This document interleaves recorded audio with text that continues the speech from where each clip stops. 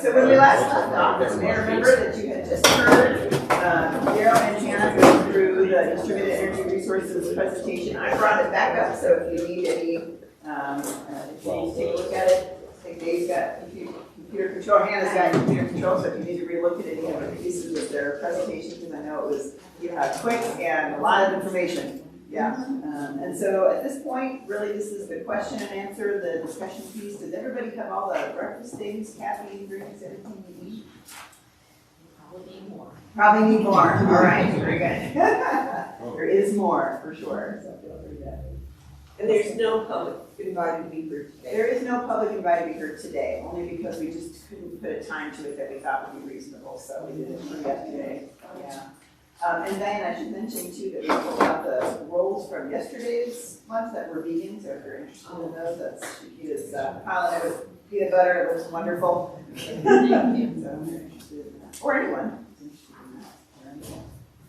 All right, so I know that Councilmember Martin had a bunch of questions, so maybe we kick it off with you. If that looks all right. You all are ready to roll, right? Okay, very good.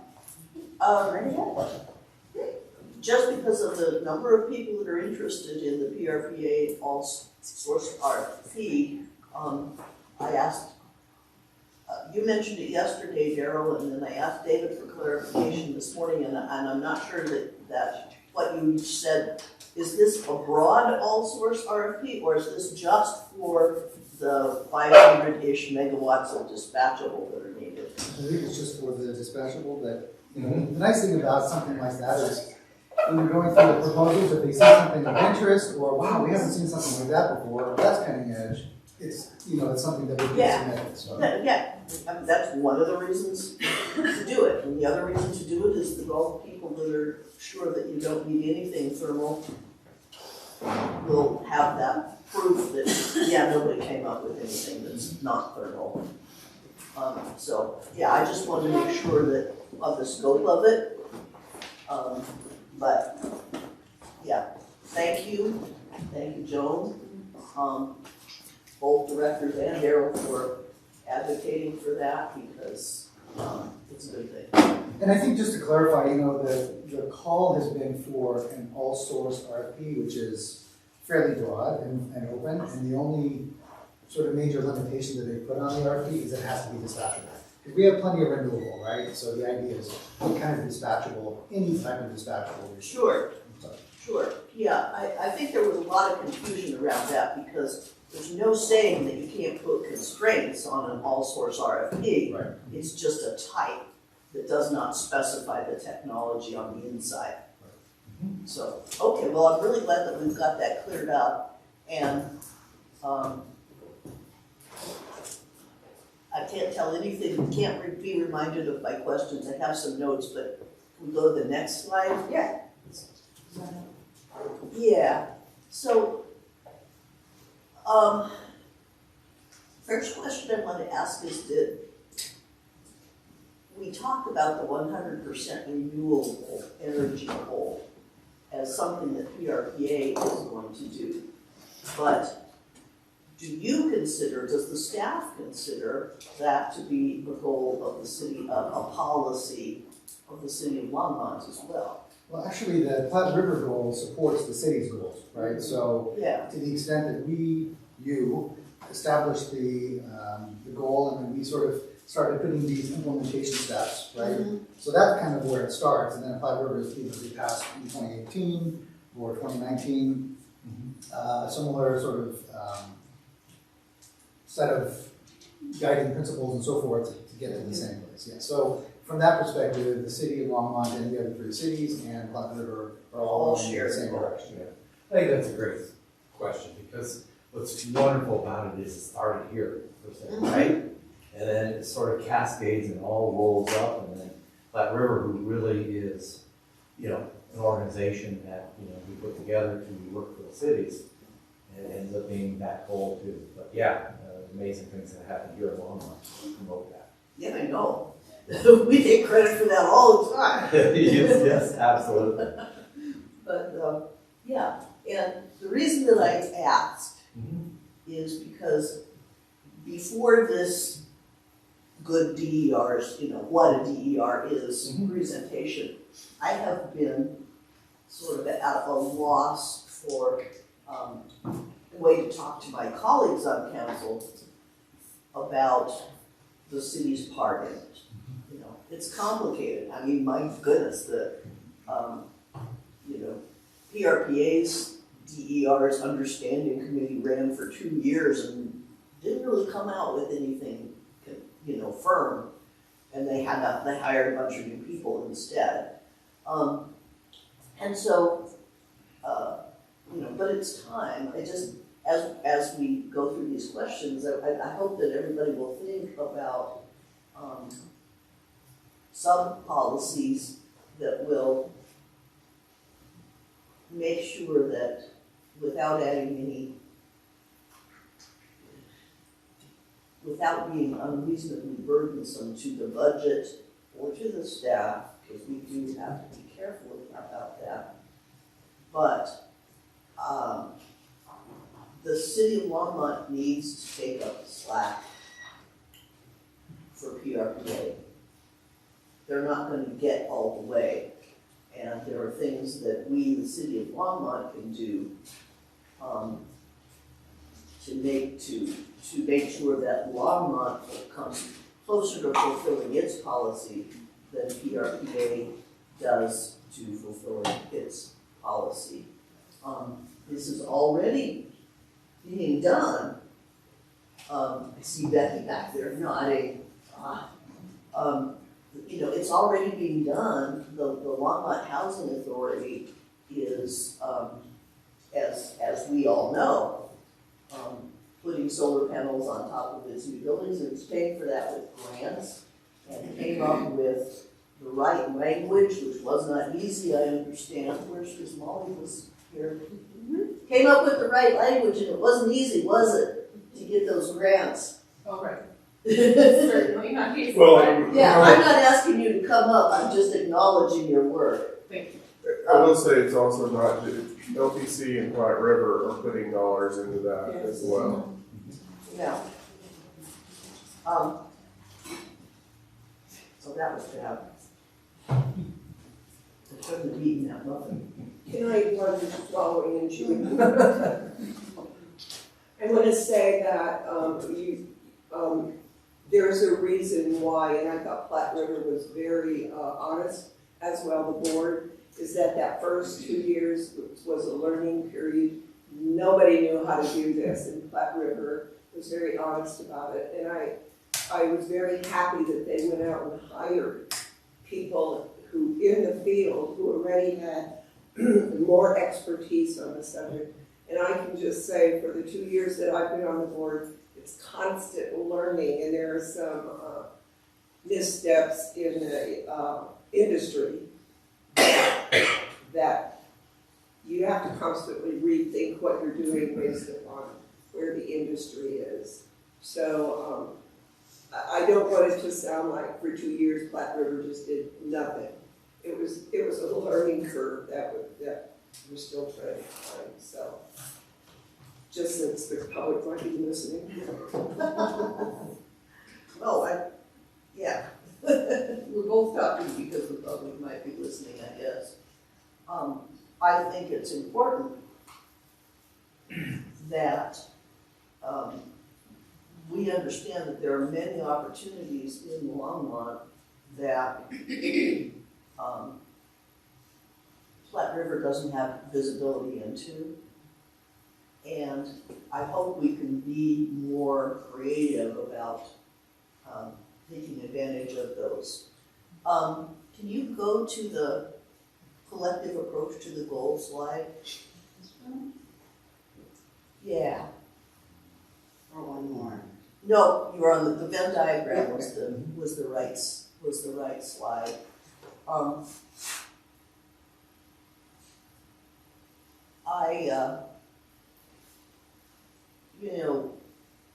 Things like .com challenges, cities and businesses, and especially critical businesses like hospitals, have always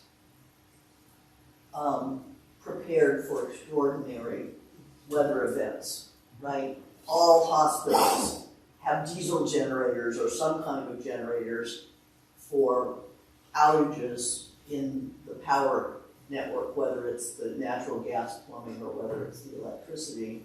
Both of those are needed. Sorry. Both of those are needed to run a hospital, and it's been, welcome, Susie. The actions by the city are in some ways no different than that. There's already a little natural gas turbine out at the waste treatment plant, because it'd be really bad if the waste treatment plant lost power for any significant amount of time.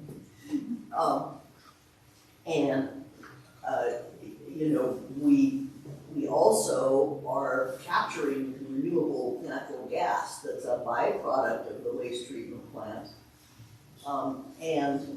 The people, I always call them St. Charles Town Company because that's the easiest name to remember for me. So the people, the consortium that is interested in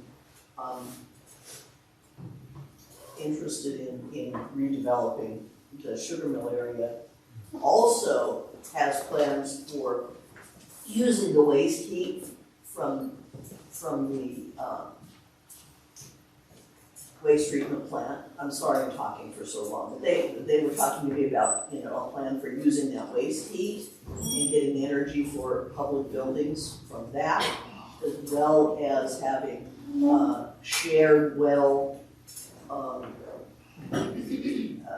ground source heat pumps in those buildings, and extremely progressive designs that will help, if it comes to fruition, of course, that will help Longmont tremendously manage its demand profile, right?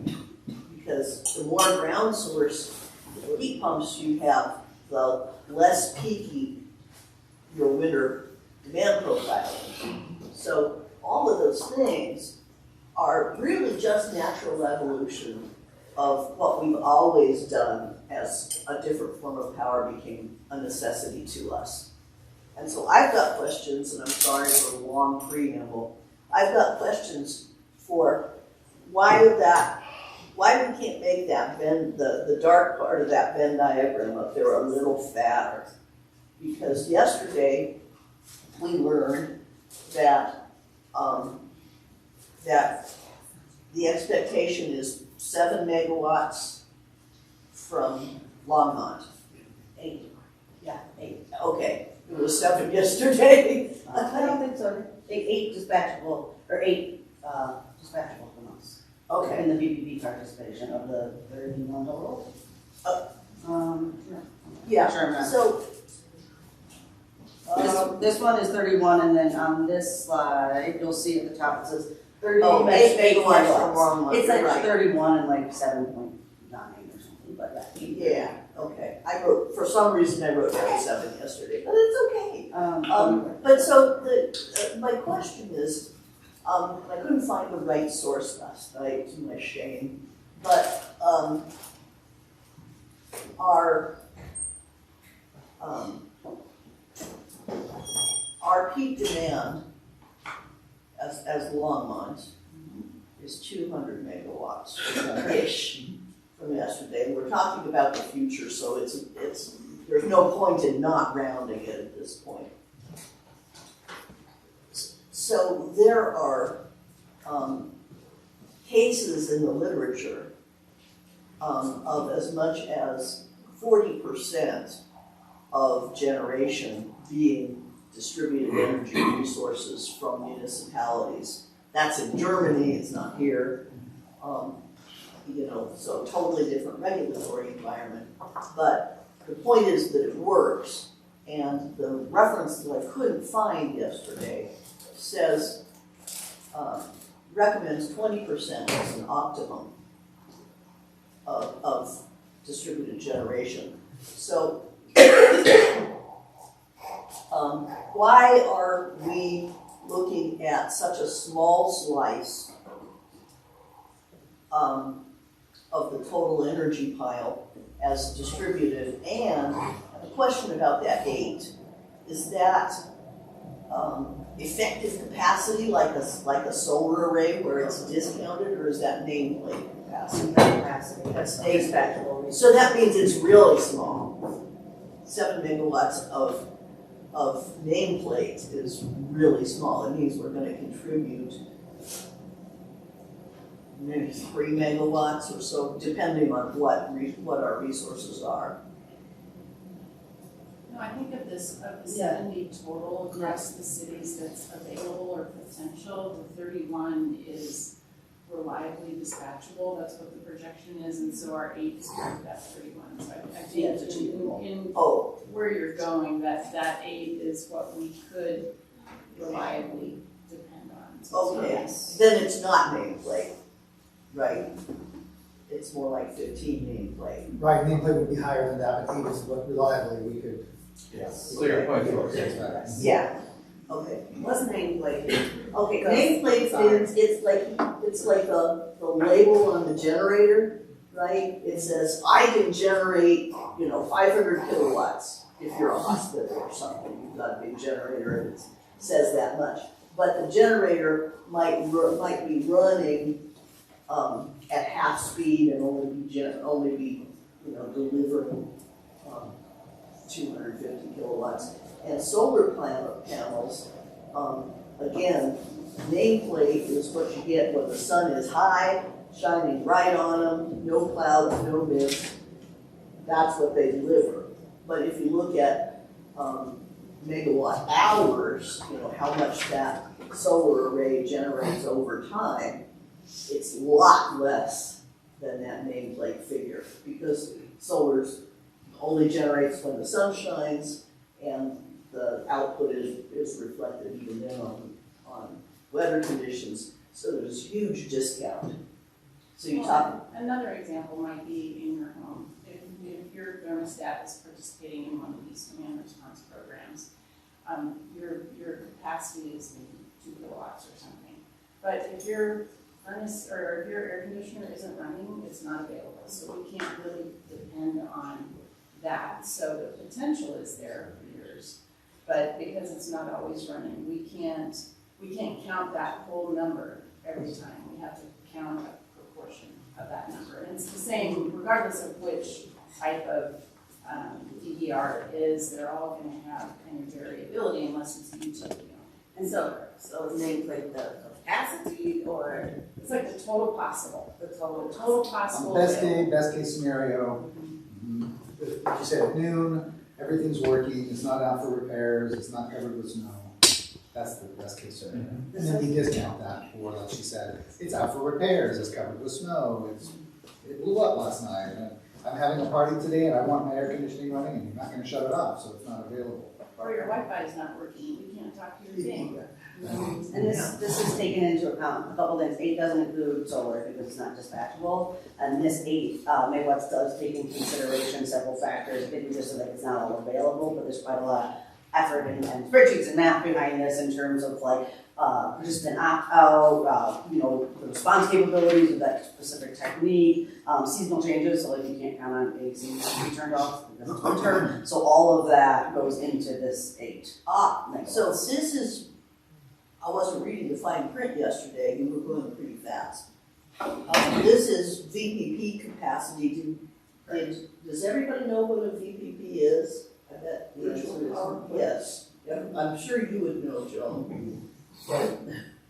Okay. I'm learning all of this, so. Yeah, this is not something that we would expect anybody to know, except Joan and David, the utility people, of course. But a virtual power plant is really a way of aggregating all sorts of energy and storage resources and essentially modeling them like they were an old simple power plant, like a coal plant that you could turn up and down.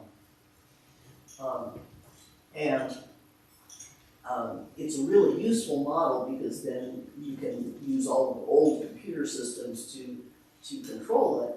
But what goes into the model is all of the stuff like we've just been talking about. Well, is the sun shining or not, you know, and that affects the real capacity of your virtual power plant. But, and it's software, right? And,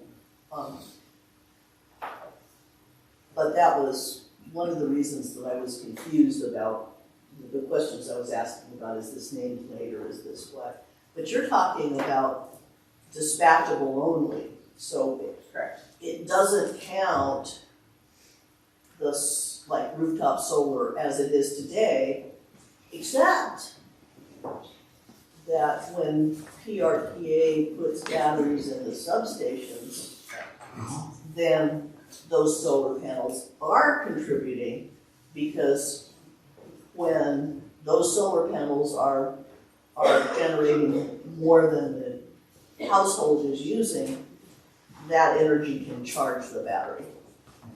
Yes? Yes. Okay. And you can see if you just look at the, I want to point out the legend here, is there's other demand response, distributed storage, and electric vehicles. Those are kind of the top three performing technologies that came out of what we call the Dunsky data or the forecast. So electric vehicles contribute quite a lot because we want to focus on EV charge management, fleet charge management, working with even our own fleet and our own chargers. Distributed storage, that is only behind the meter. So somebody, commercial customer or a resident installs a storage. I want to point out, you probably can't read it, but at the bottom there, the VPP, the virtual power plant, will also have 20 to 25 megawatts of utility scale storage.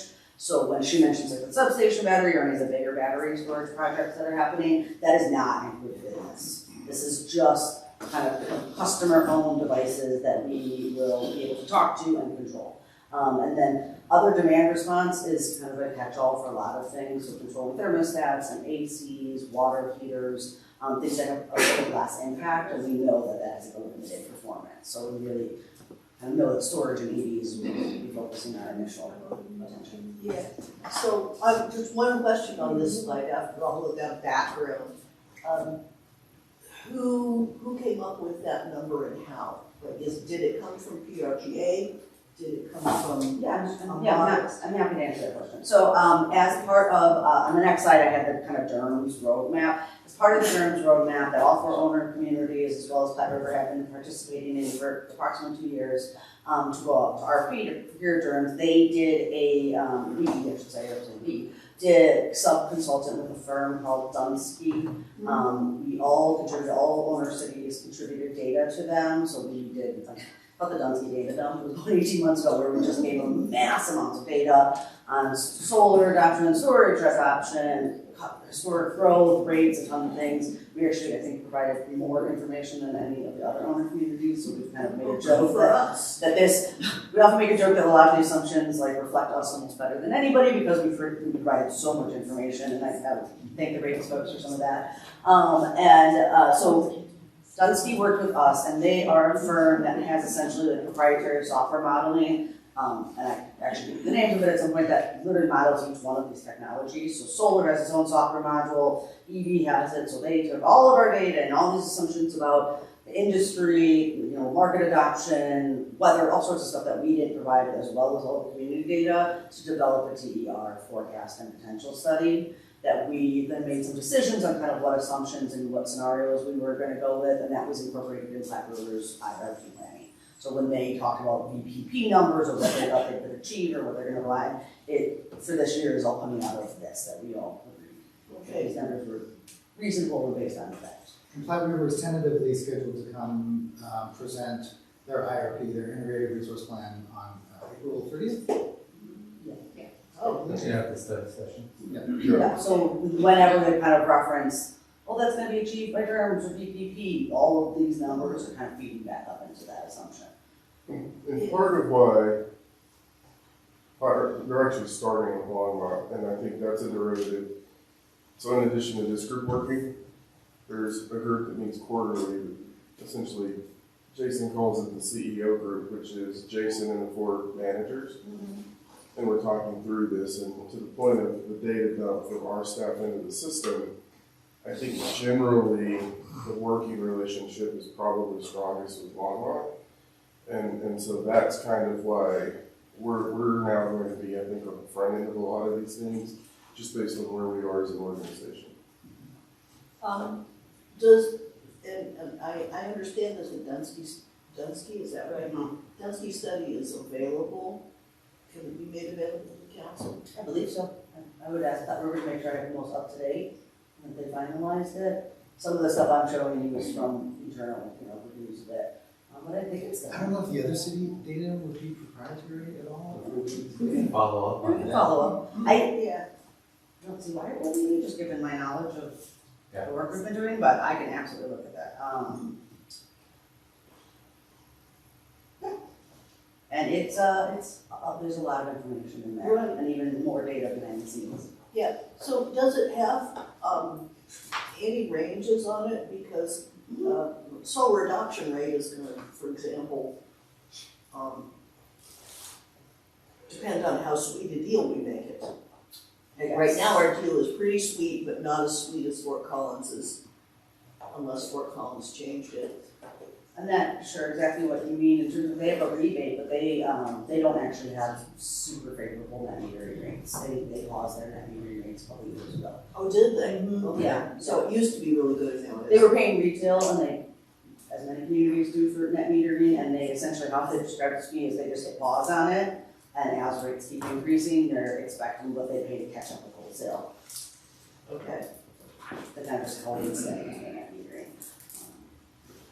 okay, because you have to pay something, right? State law. You do, you have to pay we have to credit 1 kilowatt hour to kind of pay One for that. Yeah, 1 for 1 of what, though? The rate at which you pay that back is, for municipal utility, can be determined by the municipal utilities, but Okay. that to be. All right. I think that's it on DERs. I mean, I'd be real interested in the input data for the Dunsky study, because that's essentially an inventory of what the potential sources of load shifting are. Absolutely. Yeah. I think just in general, I'll forward this to anybody that might be interested.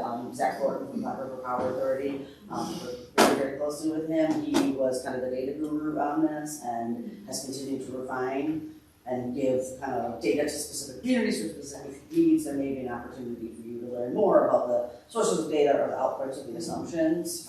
And again, I would offer this to everybody, but we potentially set up a conversation, because while I can speak with pretty good authority on this, Zach can speak. He was just in Longmont, was it last week? He met with a bunch of us to kind of walk through some of the highlights of the data. So they're Okay, very much a partner in this. yeah.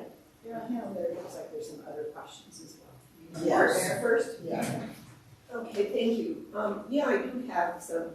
Yesterday you mentioned that hydro wasn't going to be, it was going to be reduced after the water, and I'm wondering why after our water presentation yesterday?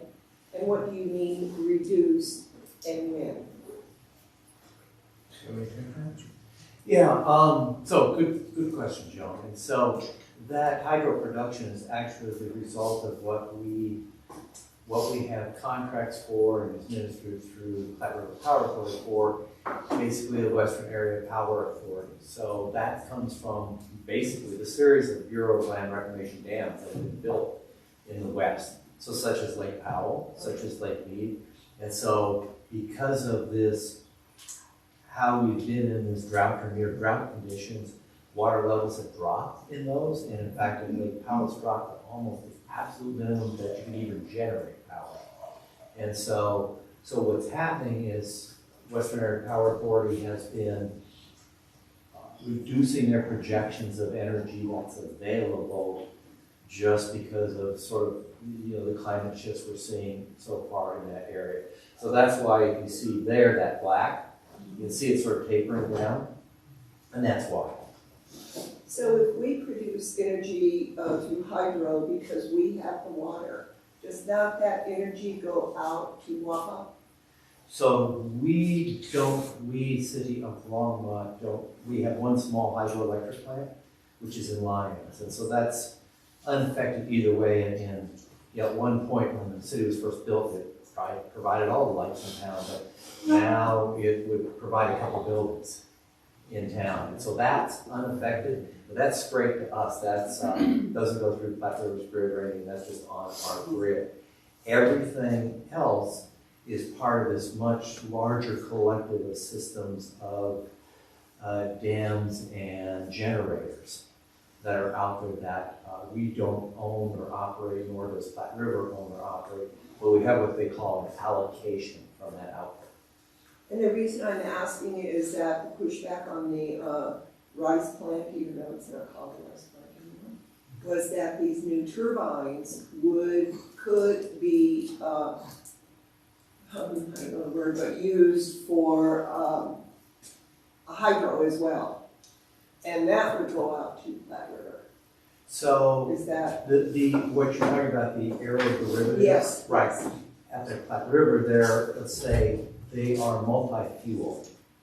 And so what that means is that they'll start off with on natural gas. Correct. And then as other shifts happen, they can also run off of renewable natural gas, RNG, and it can also run off of hydrogen. So if there is a place in time where we're able to generate hydrogen, which is really from water, okay, that's, then that would be a fuel source also. So that's sort of the, let's say, the forward thinking into the future is that one's the energy source now, but you can shift without changing out equipment. Okay, great. And I think location matters too, right? Because what you're talking about in terms of WAPA is not here, right? Whereas if we were able to use the aeroderivative generators using hydrogen, that would be more local. That would be sort of closer to what you were hearing yesterday in terms of the amount of water that's in the area, the water rights that Platte River has, and that sort of thing. Well, the other interesting thing too, so those are being placed at the Rawhide Energy Center, right? Sort of, let's say, the hub of where energy had been produced. It's really now more a hub for energy coming in and coming out. And it sits right next to a very large lake that water comes to because that was part of the cooling systems for the coal-fired generation plant. So there's a lot of infrastructure that brings water in. And if you think of it as hydrogen, you're really bringing in energy just in the form of water molecules, and then you're going through a process to strip out the hydrogen part. So that technology will continue to evolve. We're still hearing about some things, very small increments in the region, in the Denver area, where they might, it's just different. If you had a hydrogen fueling station here, what it means is that you'd have a water line going there, you'd have an electric line going there, and they'll take the water, they'll apply electricity to it, they'll split off the hydrogen, they'll collect it, and then put it in the vehicle. That's a really simple process, but yeah, we start to think of water not for all the other purposes, but also as a potential of energy. Right, right. My other question is, to what Marcia was talking about, will PRPA let all of the cities involved that own PRPA, the utility company, will you let us know if we are meeting our share of what we need to generate? Because it's a constant conversation, Right. as every city and as Platte River makes incremental changes, we're going to be talking and looking at, you guys are falling behind. As an example, we have a monthly meeting at the utility level with Platte River and the other three cities to talk about our advances and our status of our customer information system, our GIS, our DER, all of these pieces and elements. We do a frequent check-in, and we can say, oh yes, we're making great progress on our AMI rollout, or we're falling behind on this because for whatever reason. So the long answer is yes, we will be checking with them and doing a frequent check-in. And I think on top of that, the conversations that we're having in our quarterly meetings, so like Estes Park, for example, they had a conversation in that meeting of, we don't necessarily have the bandwidth to meet certain things, but would be willing to partner with Longmont or another community in expanding whatever it is you're doing to help meet our obligation. Okay. So I think in all of this, it's going to be based on what are you doing at this time, who can come in and partner, what kind of money they can bring in, what's the capability of each individual city. And so, I mean, basically every strategy is on the table, and you're going to pull and pick based on what's available to you at that time. I think that's great that you're having those meetings, and mainly the input is for our residents. So, you know, putting all this money in, when's it gonna happen, what's Longmont really doing? It's difficult to answer those questions sometimes. Yeah. So, the input from your group is very important as far as marketing goes, I guess. If I may just add to it too, I really appreciate your point. We are absolutely dedicated, inspired, enthused, and creative to, you know, pick up our element of it and possibly, and more.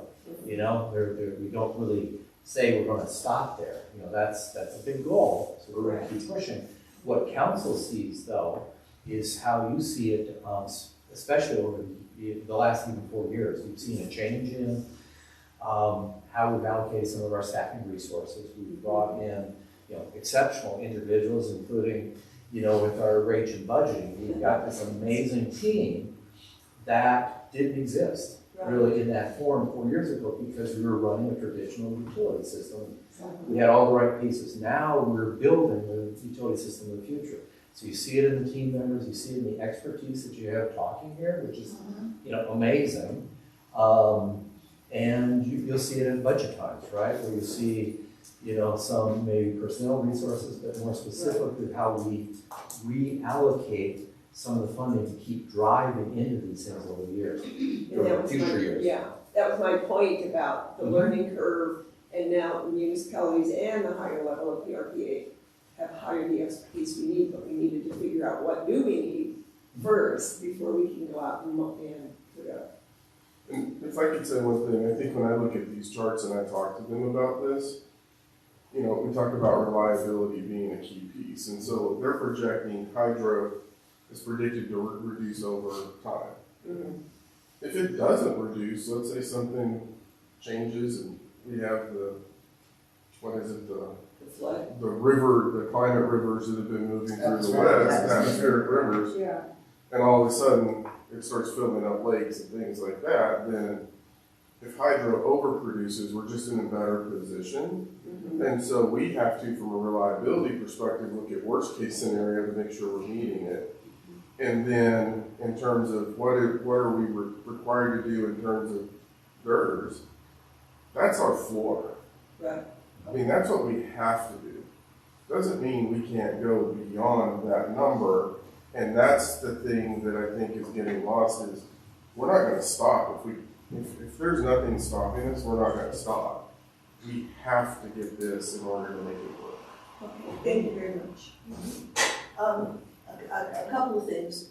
I think. I'm sorry, I think Shakita was next. Oh, I'm sorry, Shakita. I'm sorry. It's okay, I know this is your passion, so. I can't see your lights. Oh, yeah, it's okay. I just want to say that a couple of things that, you know, yesterday it was really good for us to talk about our identities and what we bring to the table. And I'm so grateful that we have people on council that are passionate about things I have no clue about. And so it's important to bring these things to the retreat to talk about how it affects our city. And so for me, I would like to know not exactly because there's so many things that I know that you want us to know. But because this is not my wheelhouse and I'm learning so much, but can I repeat everything you just told me tomorrow? Absolutely not. So, and not to say that it's not important because it's truly important for when someone come up to me in the grocery store and ask me questions about this and I say, let me get back to you on that, which is true, right? So I can be very confident in my answer. That being said, what are some of the things, I have two questions. What are the main things that you want us to know, especially me,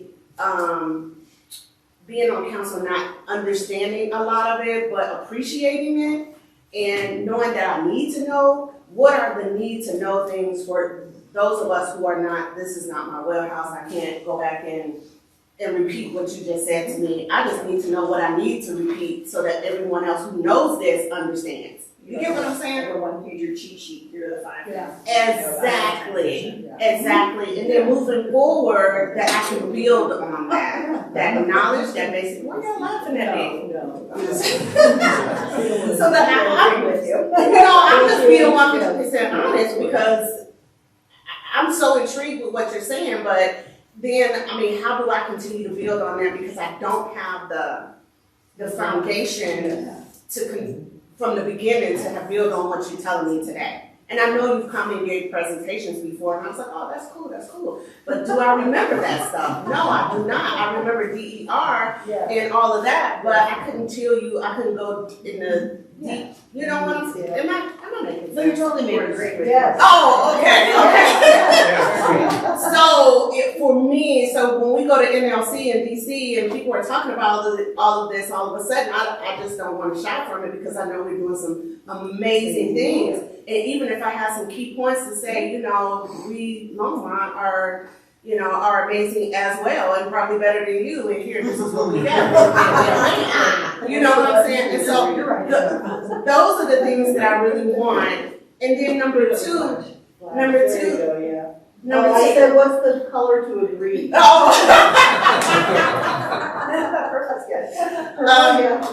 And the other thing is, this may have nothing to do with what you all are giving me, but what you're telling us. But as you all were conversing, I was thinking about the EV, and then we were talking about the VPP, right? Yeah. And collecting that information and the nameplate and all, it may have nothing to do with the way I'm processing what I'm thinking. When we're pushing out these charging stations across the city of Longmont, what about those areas where people do not have EVs? Where in the areas of Longmont, where people, I mean, we putting up these stations because we're required by the state, required by the government or whatever, and we are putting up EV stations. I don't know if we're gonna put them over there, but where people can't even barely pay for their groceries. So what information are you collecting in those areas if they don't have, you know what I'm saying, electronic vehicles? And you have charging stations, and I know we're going to be collecting data, but what data are you going to collect if there's no one charging their EVs, except for people who are going across town, maybe coming across town because those EV stations are available. And so how is that accurate if those people in that neighborhood are the people in that area actually using those charging stations, and yet they don't have an EV, but you got people who are in those areas who do have an EV that are flocking over there because they know people in that area do not have one, but yet they're going over there utilizing the EVs.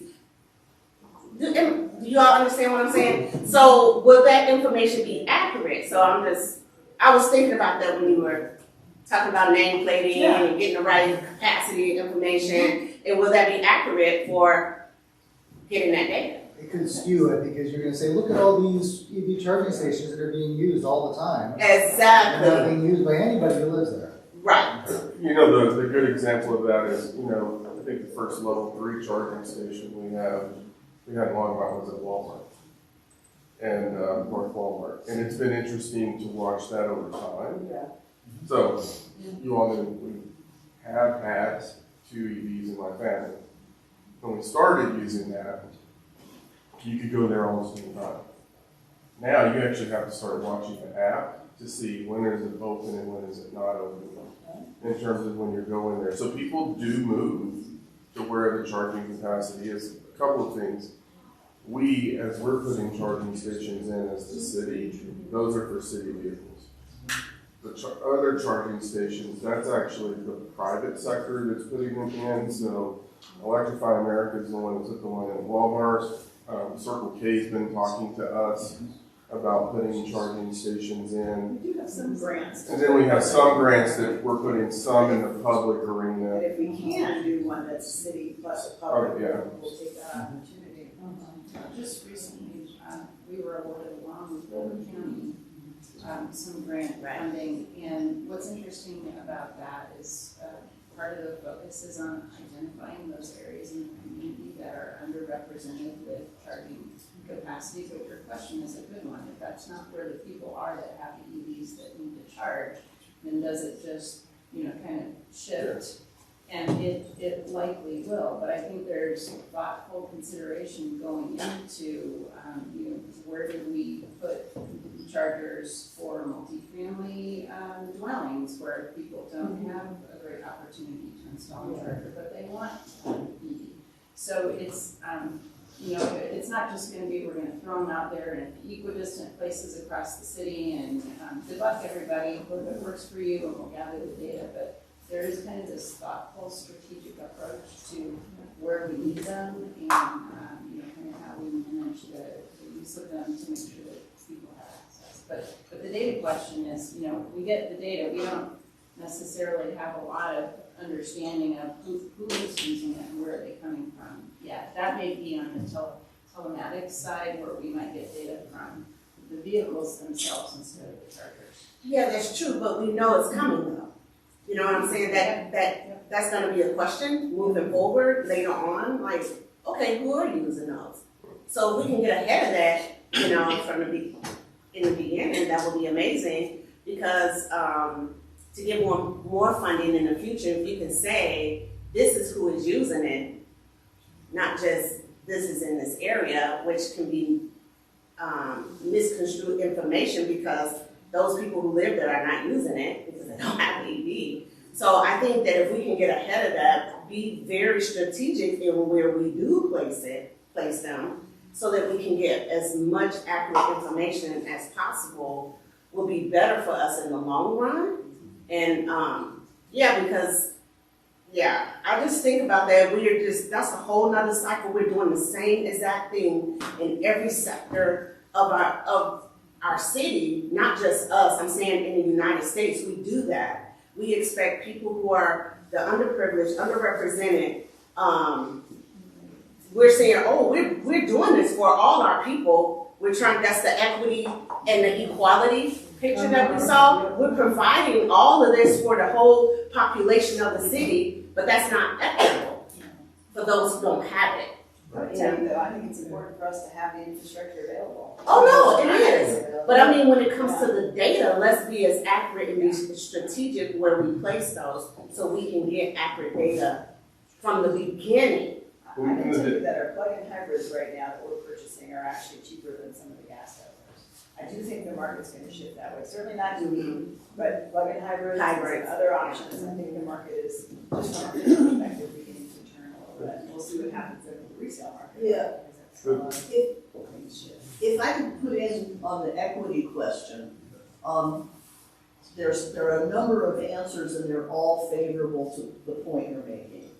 Okay, the first one is that our sustainability organization is very much focused on ensuring equity in terms of access to resources.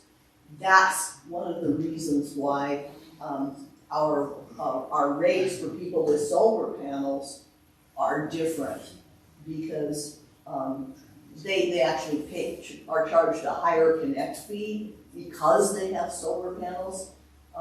And the reason for that, it's complicated, but if we didn't charge that higher fee, then the rich people who can afford to put people who can afford to put solar panels on their roofs were being subsidized by people who didn't have solar panels.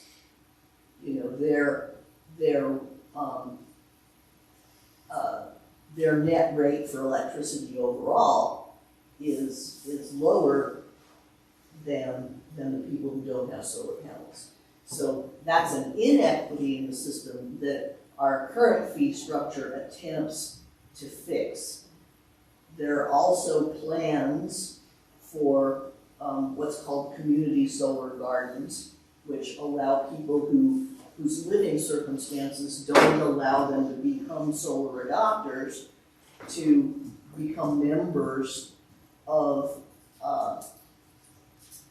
the community solar organization and end up with a enjoying some of the rate cost reductions for electricity that homeowners enjoy.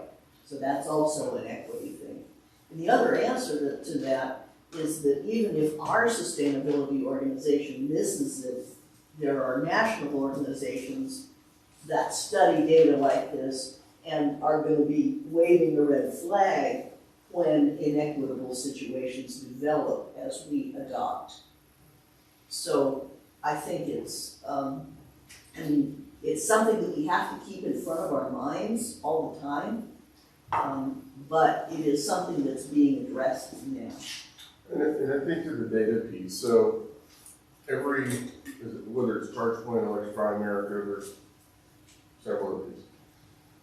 When you charge, most of them have a cost to it, or they have a program, and so they're connecting the data to this charging station and this person. And so how we work with, we're gonna have to see, can we work with them to go, there's a charge point at the LHA property up Outline. Who's using it? Can you tell us who's using this charging station as a piece of it? I will say, when I see their graphs, and this is part of personal circumstance, I think understanding disruptors in this world is also important, because what I'm by necessity learning right now, there's a group back as we plan on utilizing these.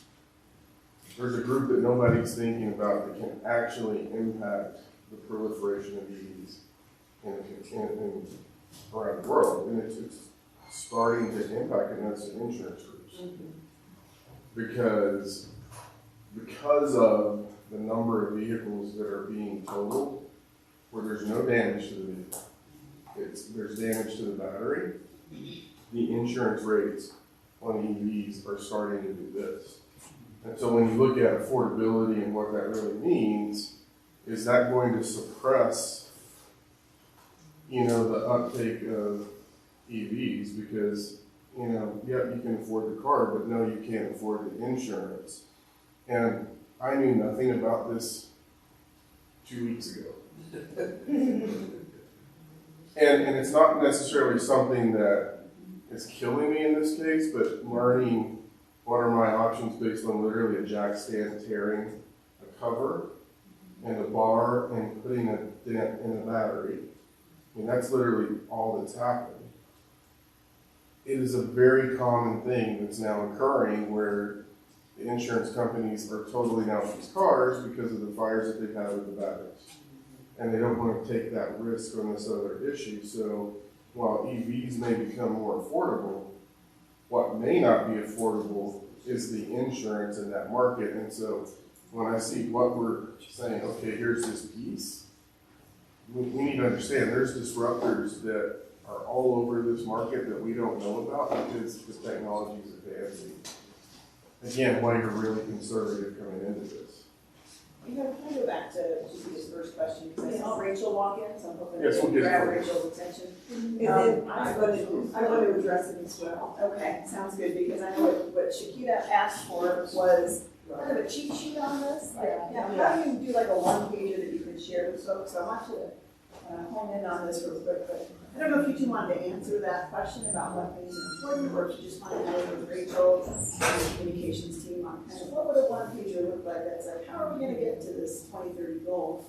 What are distributed energy resources? How does that fund? What is Platte River doing? That kind of thing. We can do It's kind both. of it's up to you all. If you want to try to answer it, Sure, we can do both. I question mean, now. I think the key takeaway right now, like we had mentioned yesterday, was we have this 2030 goal. We have some things that we need to get done by, say, 2029, 2028. We have these interim steps that we're taking. So we've got, let's say, 38 things we got to do between now and that point, right? And we're on maybe 2 or 3. Unfortunately, a lot of the flashy stuff hasn't happened yet. We're still doing a lot of studies. We're still trying to figure out. We've got pilot projects. We've got small things going on here, a little thing here, a little thing there, to kind of figure out what's going to happen. So unfortunately, there isn't like, hey, we've got this cool thing that we're all the way there. But what we can do is maybe give you, in this cheat sheet, some more details. Like we've got this little pilot program, this community solar. We've got this, solar project here. We've got these batteries that are coming. We've got these efforts on, the DER management system. We've got but, it's kind of establishing the building blocks, so it's like when you're building a house, you're pouring a foundation, it's not boring. What's really fun is when the walls start going up and you can start seeing the rooms. And we're not at the point yet where we can show you any of the framed out rooms yet, we're still just pouring the foundation, which is not particularly flashy. But Keith can start giving you an idea of what the foundation, what it's gonna look like once the foundation is done as those walls start going up. But it's still important for us to know the foundation though. Yeah, You sure, know, absolutely. like, why are we pouring that foundation, right? And some people may not be like, why are you even doing that? You know, so for me to be able to explain why we're doing that is just as important as the flashing, the end product, you know? Yeah, and I think those conversations are a great opportunity. We're talking about Longmont's role. When we talk about Longmont's role, LPC does certain actions, right, to actually be part of our role. But we're really talking about a lot of community participation. So I would think in our one pager, there'll be some good points about, well, what can you do or what's forthcoming?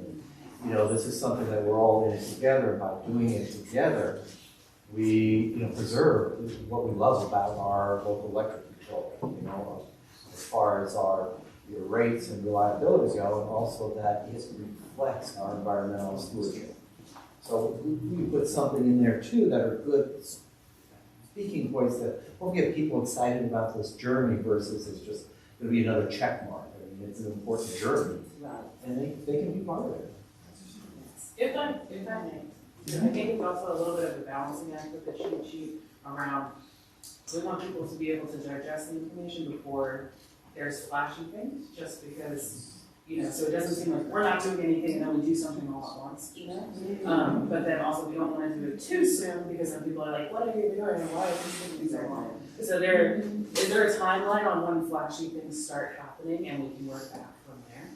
I think this year we'll start to see some exciting things happening, and then into next year, but it depends on.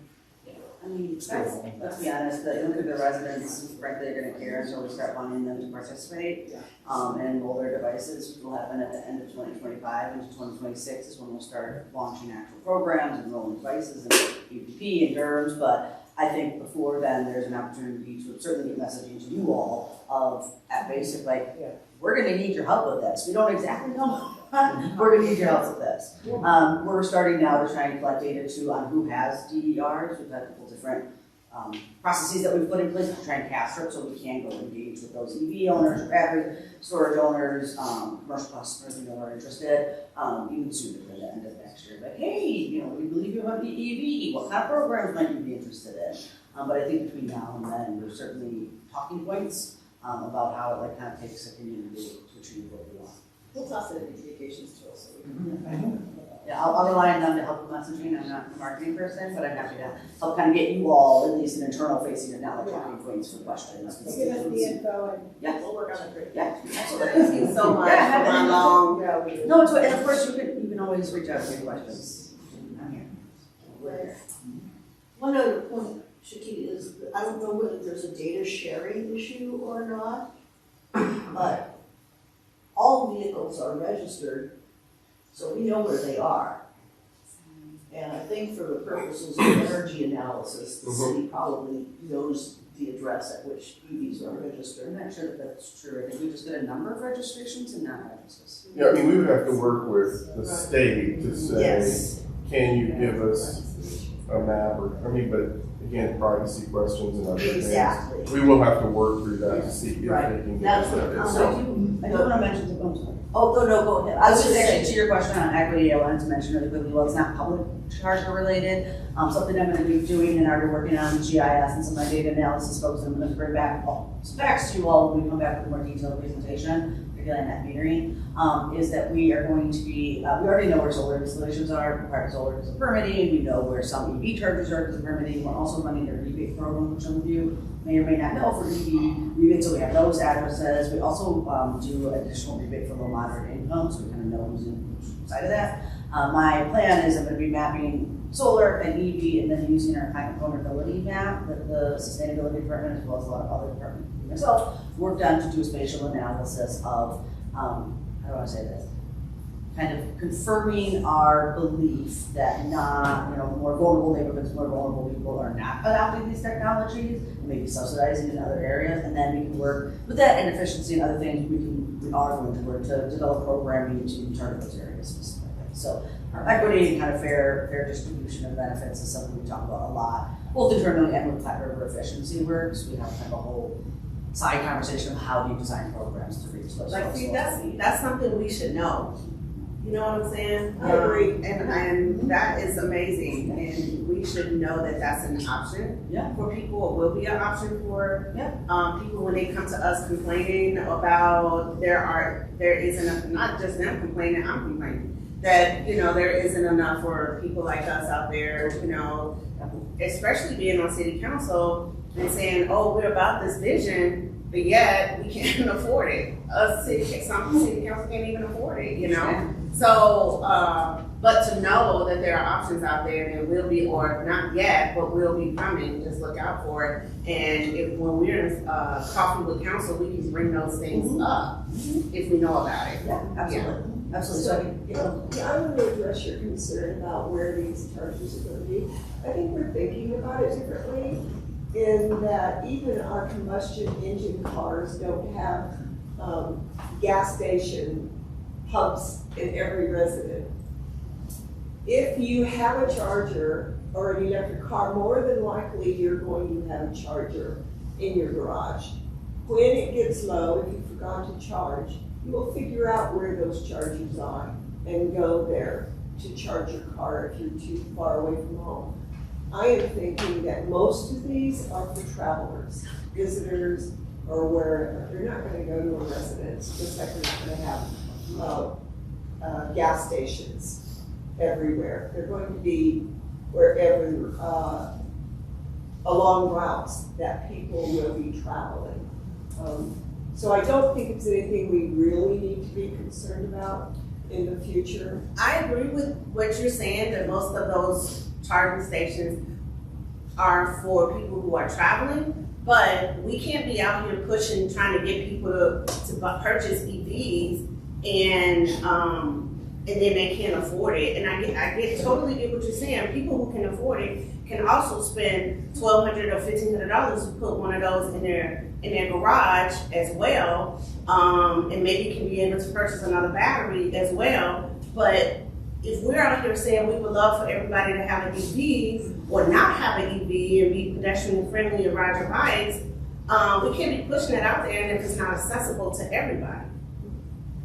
That's what I'm saying. I think it's more of a cottage industry sort of thing, where like in the 1940s and 50s, you had these gas stations where people would come in, drop off their car, they get the oil change while they had their tires checked, then go in and have something to eat, and while they're traveling. But to your point, at some point, we've got to have it for the generic homeowner that might be, or resident that might be needing that. But I think to the mayor's point, that this is, much of it is seen as more, these charging stations as more a person traveling through. But I do see the cottage industry aspect of this where we could start that. I think a big piece of missing information that nobody has said, and is a big part of the answer to Chiquita's question, is that the code changes are already on the roadmap to put charging stations in apartment buildings, at least new ones. I'm not sure that there's a target quarter attached for the code change to retrofitting old buildings. But it's just new construction. It's going to have the charging stations, and that's also true for new commercial buildings, because it's really important to be able to charge your car during the workday. And in the future, you'll get better electric rates by doing that. So that is a bigger part of the build out. What you really want is the ability to charge where your car is. And for most people, especially lower income people, that's at work. So, and not in your garage, because you may not have a garage. We need to not forget that, you know, not everybody's got a garage. Yeah, I think that's important, and, I had one little question. My life's been on here for a real long time. Sean, do you get to ask the question? No. Maybe a couple of us that just have. Yeah, we just did, because we're part of the conversation, but we need to jump in when we're saying these things. I just was saying that I like solar gardening, it's to the point with it, that it's nice to have where we know that sometimes we have these storm events that knock out personal solar systems and things like that. And because of that, people then say, it's more important that I fix the leak in the roof than I do the damaged solar panel. I'll deal with the fact that I have to have that offline for a certain period of time. But when you have solar gardening, it does all kinds of things. Like at schools and places like that, they're keeping track of that a lot closer.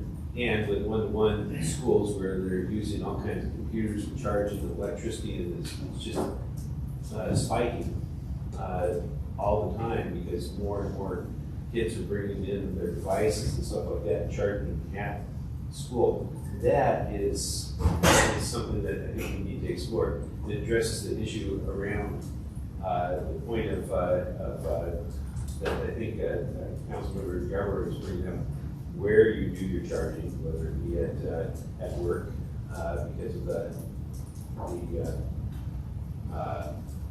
not having the facilities at your home and that sort of thing. But that is the thing that I think is a lot more attractive, because if we can encourage more of that, then we have then these solar gardens actually get fixed after a wind event, after a storm event, after some sort of thing like that. That seems to me to be a more positive thing, and that it should be the thing that the city's probably spending more time promoting that aspect, because it really does get these things fixed where we start to guarantee that people have the use of the solar garden, I mean the solar system on their home, and then it gets knocked out. And then we are behind. And those are questions they're going to be coming to you all with, to say the chart that you have in terms of the expense and how much we're paying, and where we're investing our money.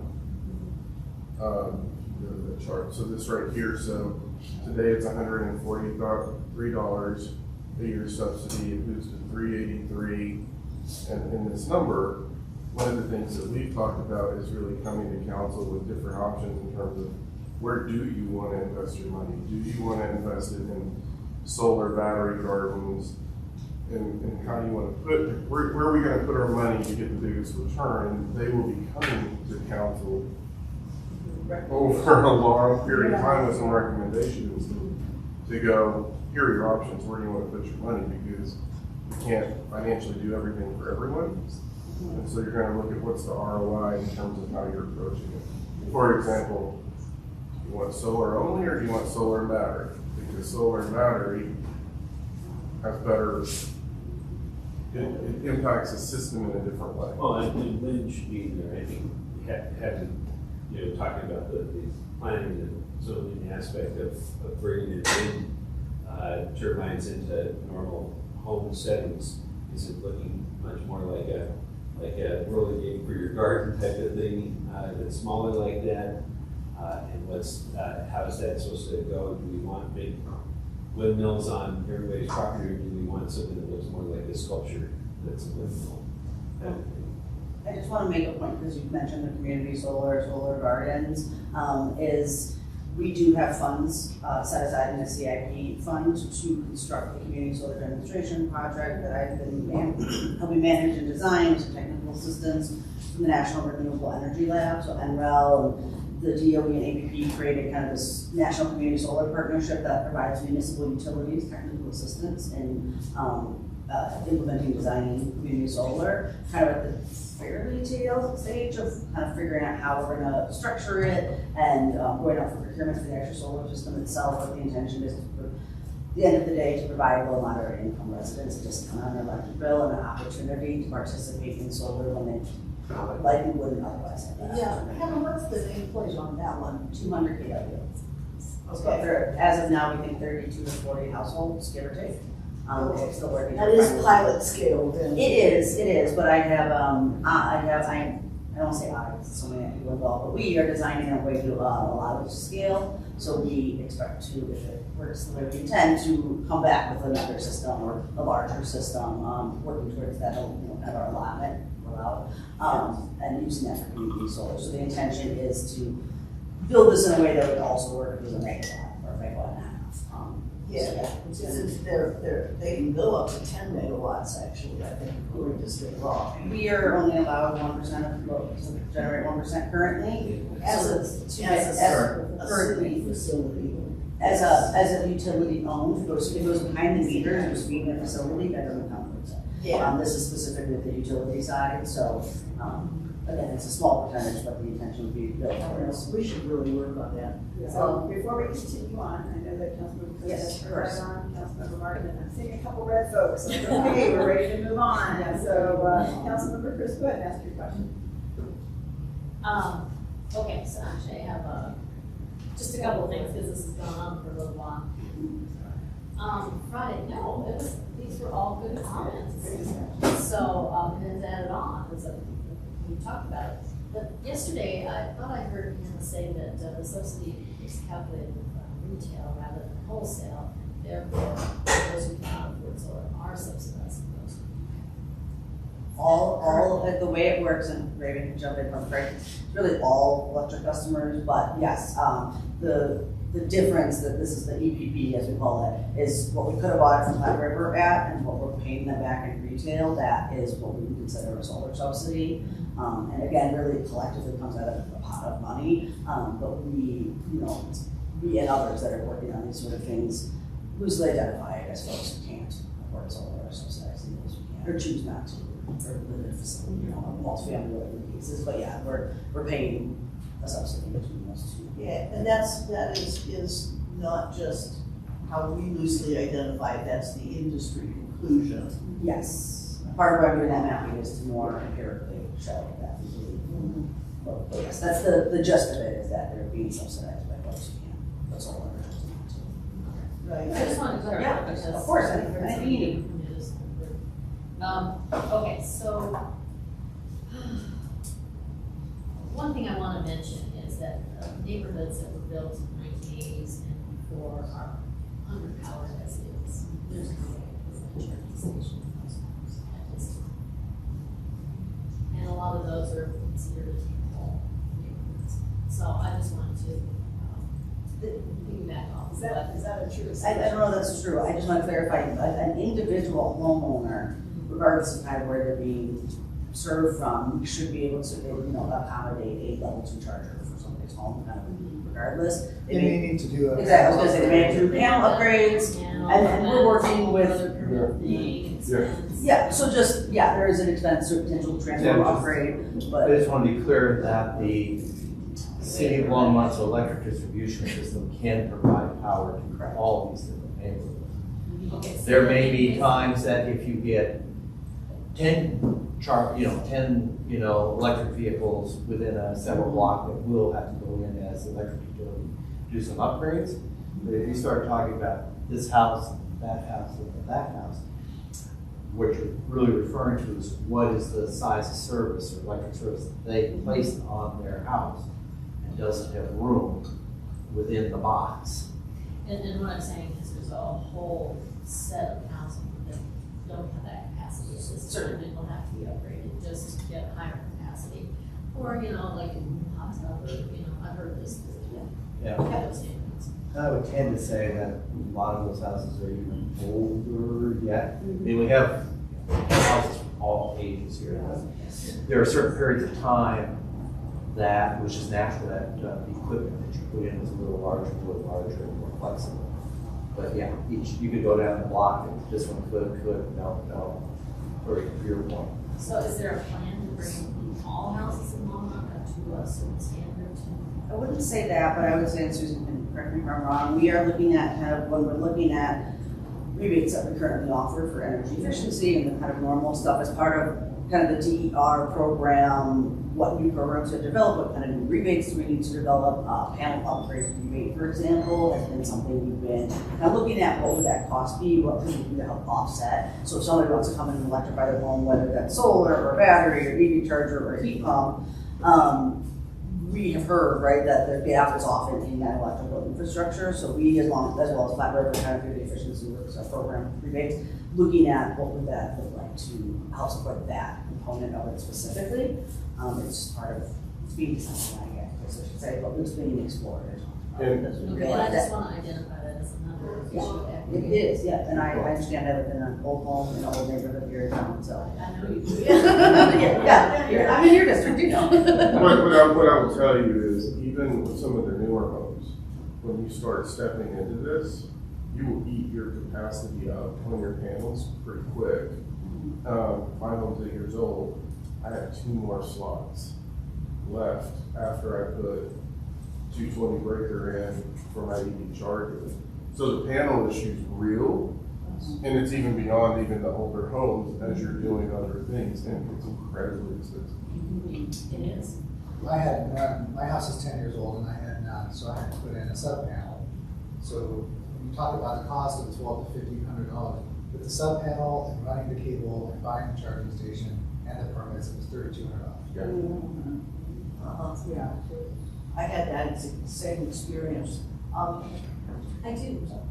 Yeah. And I'm wondering if we can put equity in terms of charging stations, electrical capacity on our I think you're addressing it, but I'd be happy. Yeah, something to go back, right? I will want to say. So I also am asking, when you are gonna use consumer created energy, will you be paying for that? We already are. Depends on what exactly you mean. Currently, yes, we are paying net metering for excess solar. I think you more so mean you can use your battery or curtail your EV charging. We ask them not to charge. Yes, the intention would be, and this is something we're working on through, again, using an efficiency works DER program planning team, that's all staff is on. It's kind of saying, hey, we've been doing this kind of routine energy efficiency stuff, now we need to move to EVs and heat pumps and panel upgrades. We're kind of defining exactly the most effective or efficient way we can pay folks. So is that a credit on their bill? Is that reducing how much you're paying per kilowatt hour? There's a couple of different ways we can approach essentially compensating folks for the use of their DERs. The answer is yes, we will be. How exactly that's done is being discussed. There's a surprising number of options for the way you can compensate somebody. But it's, again, before we start enrolling devices, as I said, kind of end in 2025, early 2026, we will have to have those decisions in place. What we're paying folks, how we're paying them, and how are they getting that funding, and kind of the easiest way. If we have 38 steps and we're in maybe number 3, what step would that be? Would that be like somewhere between 3 and 38? Like on the map of. Yeah, in terms of the progression, or maybe through No, I mean, that's actually probably one of the earlier steps, because we're working to figure out how we can compensate, for example, EV charger. And it's not, there's examples, then how do we do it? There's examples of ways to do it. I would probably not call it as compensation. Yeah. How do you partner with somebody who has the interest or capacity to do something at their home? What is the value of that? And so what is the formula that will exist, that the benefit they bring to the system as a whole has so much value versus saying the system as a whole going out and building a whole bunch of other stuff. But everyone at this table maybe has a certain part of that virtual power plant or something. And so how do we value that so it helps the That's system? my question to the, Right. exactly, how do we value that? Well, right, because then that's that back to that partnership, because if there is no value, then not many people will do it. If there's a higher value, because it's offsetting other elements of the system, then what a great way to be a partner and have them do certain things at their home, because, batteries can be really helpful. It's a bit of a transition from my next Yeah. question, just 2 parts. And when we're talking about a cheat sheet, I guarantee you that one of the questions we're gonna be asked is, what are increased rates paying for? And the second part of that is, I'm wondering if you had trouble with, at this time, high inflation, supply chain issues, we had trouble with getting rates that you need. So those are, what are our rates paying, our interest rates paying for? And second, what are your challenges in your business? So we want to capture that as part of the Q&A. Yeah. That's it. So I think, it's multifaceted, right? So there isn't just one thing that the increased rates are going to be funding. So we're seeing pressure on a number of fronts. So like you said, for example, the cost of equipment and the lead time to get equipment. In some cases, things that used to come back and, we could order and get in 12 to 16 weeks, it's now out to 2 years. So in addition to the long lead times, we're also seeing there are certain classes of transformers that are quadrupling in price, right? So when they were, say, $30,000, now they're $120,000. So we're seeing pressures like that. We're also seeing, in terms of having to stand up a lot of these new programs, because one of the charts that we had yesterday where we had all these different software programs, not only are some of those being upgraded, but some of those are brand new. They don't exist, and we need to, figure out what they are. We need to procure them, and have this one right here. And so an example is the DER management system. We don't have a DER management system today, so that's a brand new thing that we're going to have to figure out. And we're working with Flat River on what that's going to take, what it's going to cost. Once you buy it, you have to, maybe pay annual service fees to the vendor, or you have staff supporting it. So those are the kinds of things that are all sort of that foundation we talked about, in addition to the actual things that we're controlling, or the battery, or the device. There are all of the underlying management systems and software programs, and unfortunately the staff support all of those programs. And if I might add to that, Yeah. I didn't want to interrupt you. Did I? Nope. Okay. Or did I give you next? Yes. So I know, but there is so much being, the city has a beneficial electrification Wait a plan. minute, whoa, whoa, whoa, So, whoa, whoa. one Yeah. sentence, please. Let me just finish this answer, finishing my question. She's not done yet. I haven't had a chance to speak yet. There's other opportunities, but let's let other people have a chance to talk. And I see a few are ready to move on as I well. want to circle back. to Because the she's actually saying questions that are going to be, not getting in the weeds, but really the information that we are able to take back to our constituents. She's asking some of the exact same questions that I have, and I'm getting information that I can readily provide our constituents. And that's what this is about. But I am Please. afraid that I'm seeing all these red and yellow lights, like you're done with this topic, and I don't think we're done with this topic, and I. We could go on for days on this topic. I'm learning a lot, and I appreciate as well as, you bringing up some of the things, but we have, other people want to contribute. Let's finish and make sure that Chris' questions Yes. are answered, and then perhaps if it's okay, since he hasn't asked any questions yet. Oh, sure. If that's okay, yeah, okay. Because we're not moving on until people are really ready to move on, so I'm not sure if you all finished answering the I question. just had a couple of things to add to your question. I think Daryl gave you a great idea of different things we're working here at home, right? To remember how we talked earlier about Longmont's contribution, the percentage that we're picking up in the big picture. So when you look at the budget for LPC, okay, about 2/3 of it is our purchase of energy. It gets brought to town. And that purchase of energy comes from our wholesale provider, which is Flat River Power Authority.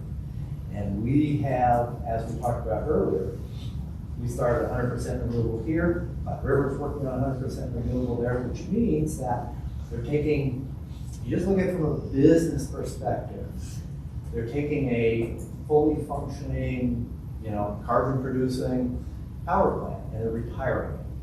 And they're retiring it before it would wore out, so to speak. And what they're doing is they're going out and buying all these other resources or building all these other resources. So that's capital and financially intensive. And so when we look at the transition of rates, part of that, 60, like I said, about 2/3 of the cost of our budget goes to those changes in wholesale energy rates that are changing because we in the other three cities And then board of directors were saying, push, do it, get that done, still keep it reliable, be, fiscally responsible.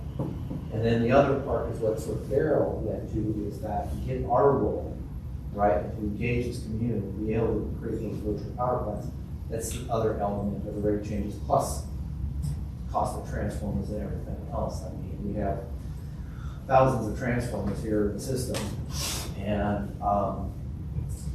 For our role for LPC, pardon me? for your role, I know you had to add personnel, yes. Did you double your team? Did you, you found? Very incrementally. The electric's probably about 70 some people right now, 65 to 70, and specific to this mission, I'm saying 4, 3, 4. We've added, I don't know, 1 or 2, but we've also repurposed. Right, we've tried to repurpose resources. We're trying to work with the number of staff that we have and make sure that we have the right skill sets to help us address a lot of these things coming down the pipe. That's not gonna get us to the end point, but it's a start for us to figure out what we need. But there are other skill sets that we're definitely gonna have to bring on. We don't have that. Well, it's clear this is not an easy topic. It takes a very long group, and we really appreciate your excellence and your intelligence and your willingness to share that with us in a way that we can digest. Really quick, as things start coming back to us, you kind of touched on this earlier about offering other options, the rebate. Because one of the things that I do not like is seeing this blanket solution for everything when we have such a diverse community. And we want to make sure that we are, people are might not go by way of hybrid or all electric. So what are these options? So rather than making a whole blanket policy, I really want to look at what are other options for people who choose not to go that route, and what, things that we can do to encourage folks as well. But, so it was more, not so much a question, but more of a statement as we look forward. That's what I would like to see. And I think that's consistent, one of the things we had talked about yesterday was this portfolio approach. Yes. Which is really, you've got, 1 or 2 problems, and we're gonna have 85 ways to solve that problem. Yeah. And so that also applies to the programs that Yes. team is developing. And It's like, this certain group is going to, maybe want to engage and, like Dave said, partner in this certain way. But then these other groups might want to partner different. And other people may not want to partner at all, just send me a check and I'll pay it. Yeah, exactly. So I want to have those options available for all possible scenarios. Exactly. And I think part of that is, again, when I talked about Center of Excellence and how we work, is Hannah's been working with Molly, and Susan's been working with Molly on the housing side, because what they know is this, what Molly knows is what we're seeing on the housing side, and making sure we're connecting organizationally, where we're not just looking at it with this set of blinders on Yes. to say this is where we're going, because there are unintended consequences to everything we do, and we need to appropriately identify those unintended consequences for the council, so that the council can make the best policy decisions you can as we're moving through the process. And so teams bringing different issues to get at your point, they will then bring that to you all and say, here's what we're looking at, here are the options, here are the pros, here are the cons, and so you can make an informed decision. And then so many other aspects that we voted on and we looked at to evaluate in housing, public safety, all these areas. I see that we're doing that. I often hear, from residents that maybe they're not really seeing that. Because the day-to-day person is not really paying attention to what's happening on council. So I really wanted to bring that, on camera and make that publicly known, that we are looking at these different solutions for different people and not one blanket approach that we're all heading this way, you all have to do this, that it's varied. So that's kind of what I wanted to make the statement publicly. But thanks. If I could just add something to that, that's also part of why we're upgrading a lot of the systems that we're using. Our analytical capacity is because we can gather feedback from the public about what it is that they want, and we can test it. Yeah. I mean, is it actually having the effect that we want on the overall portfolio? Thank you. Yeah, and this is exactly what Susie said, what is why I've been trying to get a word in edgewise, because we've been talking about how this or that or this gets done, and it seems to be that the most central issue, which is that we have to do this in a way that is fair to the non-participants, isn't being said, with results, Susie, that you thought that we were forcing people down. I'm not thinking that, I'm Okay, hearing that, so you're we want to hearing make that. that publicly and. All right, yeah, and that's fine. One way or the other, we need to emphasize that. And that's why things like solar gardening, like adjusting the rates so that the rich don't get richer, essentially, because that's not what we're about in this city, is making the rich richer. We're not. And so I think that that's needs to be said, and I want everybody to understand. I'm sure that everybody, when they came on council, read Envision Longmont, the city's comprehensive plan. There is a beneficial electrification plan, mostly about buildings. It was 2 years ago, so it didn't really do a lot with EV two-way. There's not much in there about that. But a lot of the questions that are being asked are set forth in pretty accessible language by that plan, and it was developed by a lot of us, including Mayor Peck and myself and Susan and Daryl, yeah, and Hannah. Are you there? Okay. Yeah, so developed by us, everybody who's talking here, and it explains a lot of this stuff, and it explains how it's developed in terms of how equity is considered in all of this. And it also answers questions like Chiquita's questions about charging, and there's a roadmap of code changes that need to be made. So it's an important document that already exists, and I think it's a great idea to boil that down into a data card or something like that. Be a good chance to update some things that have changed if we did that. The question that I've been waiting to ask is about something that was said. Will PRPA let us know how we're doing in terms of our distributed energy progress? And I'm thinking that we're going to have to let PRPA know how we're doing, right? Because Let's keep going. Lots of text here, sorry. I've heard this before, so I'm concentrating. Are we not going to be, in control of when we drain our batteries, when we ask residents to turn their thermostats in a different direction, if we, do things like that, when we are able to control some of our big city resources, the air conditioning in the library, or the fans at the waste treatment plant. PRPA, I assume, is not going to control those things directly. So we're going to really be updating PRPA on our progress. And there's something that I think is an important matter of policy that the council needs to understand, which is that we're in control of our destiny, and we need to, our actions in terms of managing our consumption are going to also benefit our residents, because when we use more power than PRPA can easily deliver, it costs more. And so we are, by doing all of this stuff, we're more in control of our destiny, and not beholden to PRPA as much. You know, so I think that that's a really important thing, and the reason why I'm kind of disappointed that we're done with this subject already. I do have to point out that Molly, who is our housing person, does have to leave at noon. Okay. So I do feel like it does seem like people are ready to wrap up the conversation, and I appreciate your last points there, Marshall. Thank you. Is everybody ready to go ahead and move on?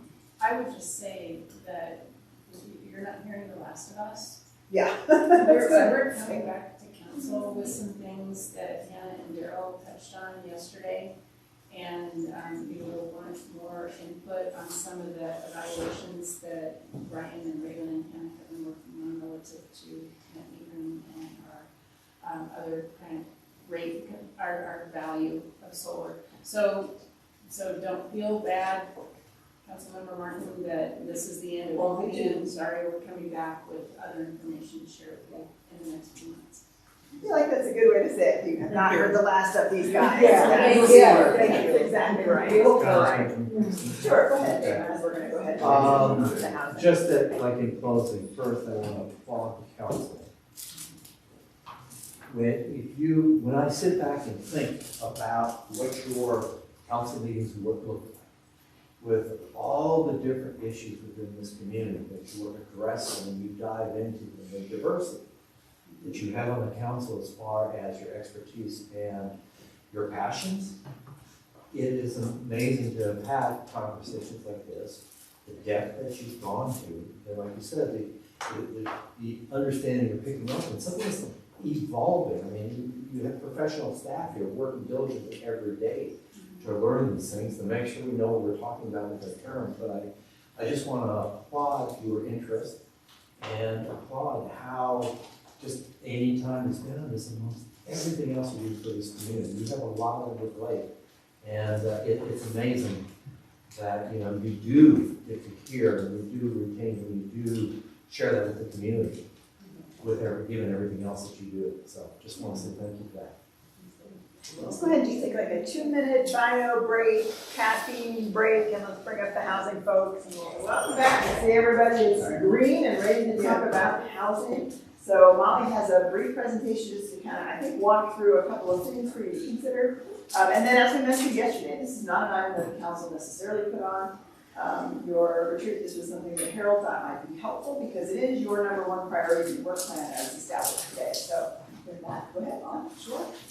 Okay, so we kind of just wanted to do partially a refresher and sometimes just looking at the current picture of what our housing toolbox looks like, the different ways that we can affect housing from the city side. So we've been working for about a year to really try and how do we frame this conversation so that the public can understand whether you're a developer or an owner of a single family home or someone who is struggling to find or keep housing from across the spectrum. So we kind of framed it as a who, what, when, where, and how. Not where, we're talking Longmont. Yeah. And for who, today we're talking city, even though we do have a ton of partners that all fill gaps in this whole housing spectrum. But we do want to talk about the what a little bit. So some of you have seen this about a year ago, which is when we first kind of said, what is housing for all? And so feel free to let me know if you'd like to skip something because it's familiar. I know that might be newer for Councilmember Chris. Just let me know because this is here if we want it, but if we don't need it, we can keep moving and dig into something a little more specific. Generally, housing for all, as we've been calling it, is lowercase affordable housing. So this is really meaning that everyone should be able to live in housing that is not cost burden in some from them, no matter what your income is. And housing does affect the entire community, everyone, no matter what income you are. So the general rule of thumb from HUD is that it should be no more than 30% of your gross monthly income spent on your housing payment in order to be not housing cost burdened. For our specific programs here in the city, we use a 33% number. Other Boulder County communities also use a little bit a higher number because of just the nature of our market here. And then capital A affordable housing is really those more formal programs. If you are under certain income limits, then you can access resources to help your situation. So here's just an update from the last time you saw this using 2023 numbers, and what do these incomes really look like.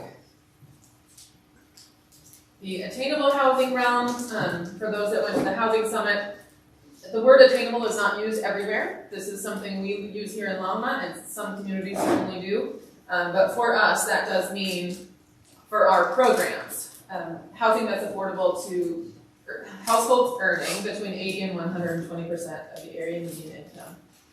So this is not our graphic, but as we've been working with comms to update our website and everything, we've talked about creating a version of this that is more specific to Longmont. So this is kind of Frankensteining it together for our market, but this is something I feel like is really useful for anyone trying to understand the whole housing spectrum.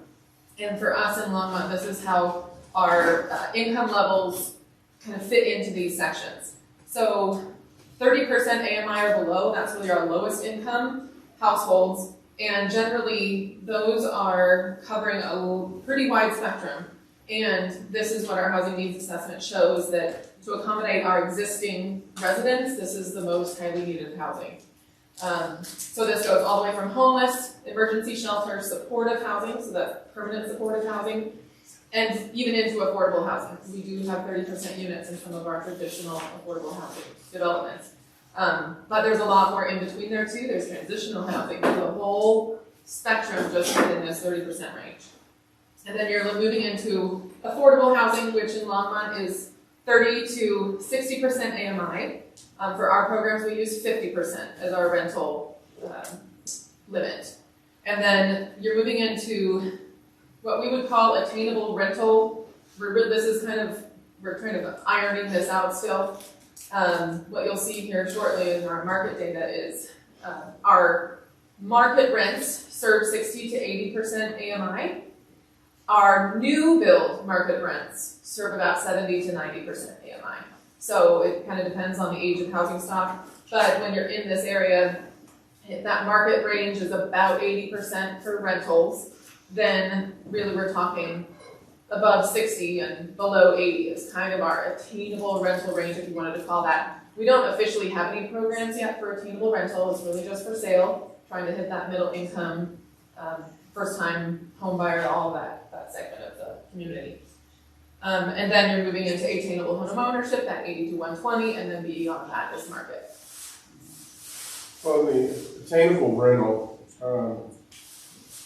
there is a potential where we don't necessarily have to have a specific program for that, because we're also finding ways that there are other ways that we could potentially support that market with different financing mechanisms to really expand the impact that we can have. So we're looking through a few different options right now. So going into the why, and this really just helps whenever we have an opportunity to frame the problem statement and what we're trying to do for the public. This is why housing for all is important. The community outcomes that benefit everyone, not just those benefiting from the programs directly, really do help build a healthy community. A healthy community has many of these aspects in it, and housing is the key foundational piece to being able to have that. So this is just some of the stuff we're trying to use in our messaging when we have the opportunity. Can you go back? Sure. Oh, thank you. Oh, yeah. Yeah, we'll send you the PowerPoint. Yeah, oh, perfect, thank you. So we don't have to go into this if you don't want. You all saw this last July, and it's in our housing needs assessment, but it's just helping set the groundwork for the problem. So I'm just going to briefly move through, and anybody stop me if you'd like to go over it.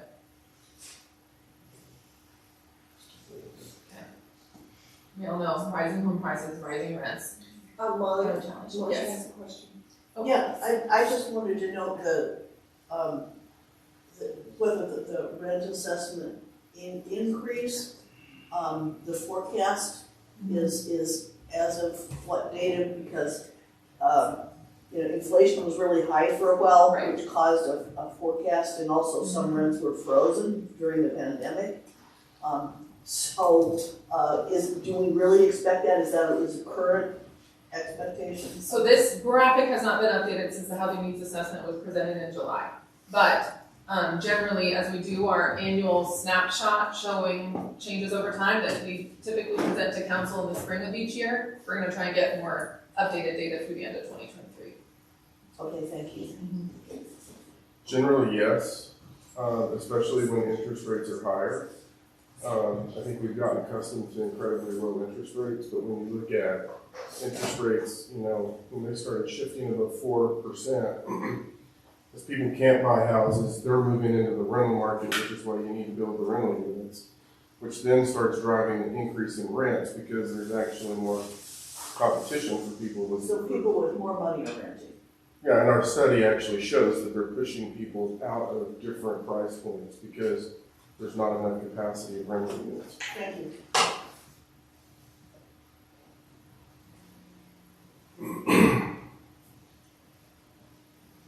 Again, just pausing briefly on each of these. So moving into the modern challenges, especially that we face here on the city side with trying to impact the supply side, impact the assistance side, direct assistance or assistance to developers. There's a lot of ways that the city ends up being able to affect change as much as possible. But this is some of the real challenges that we're seeing this today. I wanted to note on the need to fill development gap funding. All the sources are oversubscribed. Prop 123 funding has not come out in full force yet.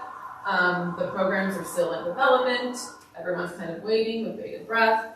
The Boulder County Prop 1B funding, everybody has ideas, but they won't start collecting until 2025, and that means we wouldn't have any actual pool of funds until later that year or beyond to actually put out.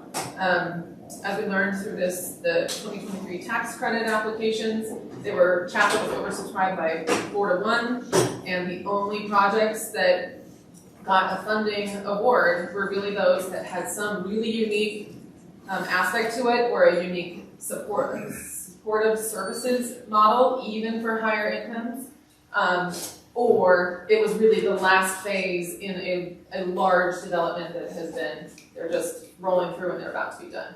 Otherwise, if you didn't come with some things really unique, the chances of award were low. And so when we think about development going forward, things that the city either supports or LHA proposes, it has to be pretty unique, or include something unique to compete. And a lot of the rest of this we've talked about when it comes to land cost and cost to construct. We talked about through pro formas a lot. And then really, again, going back to every opportunity that we have to affect change or influence how housing is talked about in the community. This is really what we have been trying to do when we have the opportunity, which is make it personal, because housing affordability, even if you are a affluent white owner of a single family home, if you do not have adequate housing supply in your community to house those at other income levels, your life is still affected. The health of the community is really an underlying basis of all of this. Also trying to reframe misconceptions. There is no data out there that supports that building affordable housing results in significant traffic increases, crime, changes community character significantly. It's all about the way it's done. And this neighbor interactions are one of the biggest hurdles to affordable housing. And in this case, even any housing, regardless of affordability, it's just what it looks like and feels like with the density. So trying to help change the narrative on lower income housing being available in your community and what that actually does, the perceived negative impacts versus the actual positive outcomes. Oh, and I did want to say, really, that post-suburban land use model, single family home, yard, garage, space, is really just, it's not viable for the majority of Longmont families, according to our housing needs assessment and where our incomes are. The how. This is our toolbox. Okay, so these are really broader areas in the city's toolbox. At the bottom, I do have a couple of our key players, which are LHA, and they have their own toolbox, including vouchers, tax exempt partnerships that they can do as part of the development incentive. And then we work with human services so closely because that is really working at the lower end of that housing spectrum, and how do they all work together. But then really, when you're talking about the city's housing and community investment division, what do we have? We have funding sources that we work with. So these are federal sources. There's more than this, but this is the key ones these days. State sources, and that include tax credits are wrapped up in here. And then local sources. So this is something pretty unique to Longmont. We've got our affordable and our attainable housing funds that are served by the general fund transfers. And those are so critical because they are more flexible funding sources that are extremely desirable to developers, and it helps us help people more directly in an easier way. So I'm going to dig real into the inclusionary housing ordinance a little bit, because there were some questions that came up last time about inclusionary and including units versus fee in lieu and those types of things. So I'm going to give everyone a bit of history on this. So when council created the policy, one of the things that we talked about is land supply and how much land really exists. And so the council at the time, we had a graphic that had like knobs and said, how are you going to turn this knob? What are you going to do? One of the things that we knew is when we looked at the 12% requirement, and if it was solely allocated to developments that were being built, it didn't generate the number of units that we needed in the community. So the council elected to have the 12% requirement. They then said you can have the fee in lieu, which was consistent with the original policy in this. And then we stepped out a little bit more, and we had on-site, off-site building, which gives developers options in terms of how they're going to move through the various projects. And then we even have another option that says if it's something that's really creative, it can come to council. And so I know when we had the last conversation, there were some good questions about, well, if somebody is doing purchasing the land and donating it to the city, can we not approve the land donation? Council cannot approve the land donation. That doesn't necessarily mean that the units will be built on site. They can then pay fee in lieu, which via the ordinance does not come back to council, or they could build the units on site. So it was created as a flexible program so we could actually maximize the number of units that we're building in our community. And one of the things that we do know is that with fee in lieu, we're actually probably able to do 10x of what we would do if we had 12% just in the housing development. But based on the direction you gave us, so now we're trying to also incentivize that 12% to be part of projects by everything that we talked about in the previous council meeting. So we were just going to dig in. So again, inclusionary housing is one of our several tools in our toolbox. And so going more specific on that, this is just kind of the overall high-level view of what our inclusionary housing program requires. And then the options that Harold was mentioning are all here. All of these options can be selected, all or one or several can be selected by a developer to meet our requirement. We have, generally when you think about our inclusionary housing program versus others in the region, ours is incredibly flexible, which does make it more complicated, but it does offer options, which we are starting to see. Developers have selected some of these right off the bat since it started in 2018. And we are starting to see now that the fee in lieu is updated, that is triggering developers to look closer at these other options than they have in the past several years. Is there any questions about the options available? Just to highlight what Harold was saying, for the options, we do have an approval process set in the code.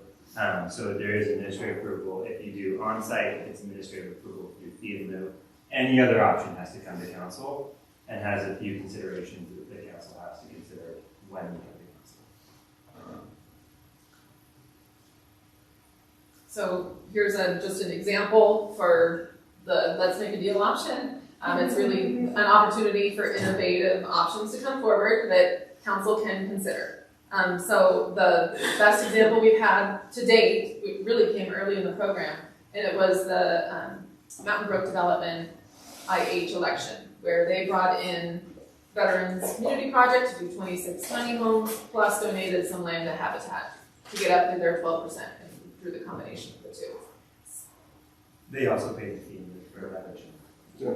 Yep, so it was a combination. And then this is just how much we want to dig in, I'm not sure, but we have a lot of moving pieces behind all this to make it actually all function once one of those options is selected. That's kind of the gist of that. So that's everything we have. I just want to see what you would like to talk about. Would you like to circle back to any of these items? Do you want to talk about emerging issues in housing? Kind of want to hear what the interest is. I think that Councilor McCoy has his eye on I don't think I meant to have it Oh, Sorry. Yeah, Mayor Beck, I believe there was that. I do want to talk about what the public brought up yesterday about what do we need to do in the code for changing or allowing different types of housing, be they not ADUs especially, but what did they say? Shoot, I lost the word. Houses that are connected, townhouses, but duplexes. Missing middle. Yes, and can we go, I wanna really hear from everybody on that, the pros and the cons of what you think this would do, or how would it help our stock of housing, because this would be a code change that council has to do. So unless someone else has a different thing they want to talk about, maybe we can put all the options out as to what we want to talk about, so. Jonathan, you want to get code what's allowed? Yeah. So Joni will go over what's allowed in zoning areas. I'll try to do this to my best memory. Okay. So I do have a copy of that list and some of the requests that have come through. They've come through a couple different ways, and I'm going to reference the most recent one that you just got this morning that I think encompasses some of what we heard yesterday, as well as some of the changes and requests that were made that are more administrative and operational, which we're already working on some of those that aren't code changes. They're things that honestly we could do better, right, as staff as we go through development. So I think one of the recurring themes I'm continue to hear is about allowing more housing types. And I think particularly you've heard about that in the single-family residential, which is specifically only allows detached single-family. So there's a request, how can we add more of that missing middle? So currently we don't allow duplex, triplex, fourplex in that single-family zoning district. So those are certainly code changes that council could direct, and we could allow more variation in what we see in our existing single family. And as a reminder, single family zoning in Longmont has always been our predominant housing zoning type as a suburban community for many years. I'm also looking at things like co-housing, live work. Those are all in my professional planning opinion. Really reasonable requests, but certainly a council policy decision, not a staff decision about adding those. I think we did talk about that when we changed the code in 2018 at length, and certainly that's something we can talk about some more. The other request was to update our density and dimensional standards. We did that again in 2018 to some extent. Our old single-family residential used to be a minimum 7,000 square foot lot. I believe it's now 5,000. When you look at somewhere like Prospect, which is a form-based code, so it doesn't comply with anything in our code, but we have a lot of 4,000 and smaller square foot lots there, so that would be another consideration for council of how do we look at the actual lot sizes, lot width setbacks. We used to have a setback that was 1 foot of setback for every 1.5 foot of height. So if you had a 30-foot house, you had a 15-foot setback. All of the setbacks in single family were changed to 5 feet in 2018. And anything with a PUD that was single family also reverted to that setback. So those are certainly things that affect how many homes you get in an acreage. You know, the more yard, the more setback, and also, you know, that does tie into utilities and some of the other things we're looking at as we look at changing our engineering design standards, which I believe David and his team have been working on and should be coming to you, I hope, soon. And that will also, I think, tie into how you look at some of those density pieces. There was a request to consider building height requirements and increasing those, certainly a consideration for council. And then reducing parking minimums. And you know, you heard from Ben and Zach on Tuesday night about the code changes for parking related to the state requirement for EVs. Ben also has a whole code amendment ready for parking minimums, so that's already being worked on, and we just didn't want to put everything on one agenda because that really, we could probably bring you an ordinance and say we want to do this pretty soon. And then accessory dwelling units.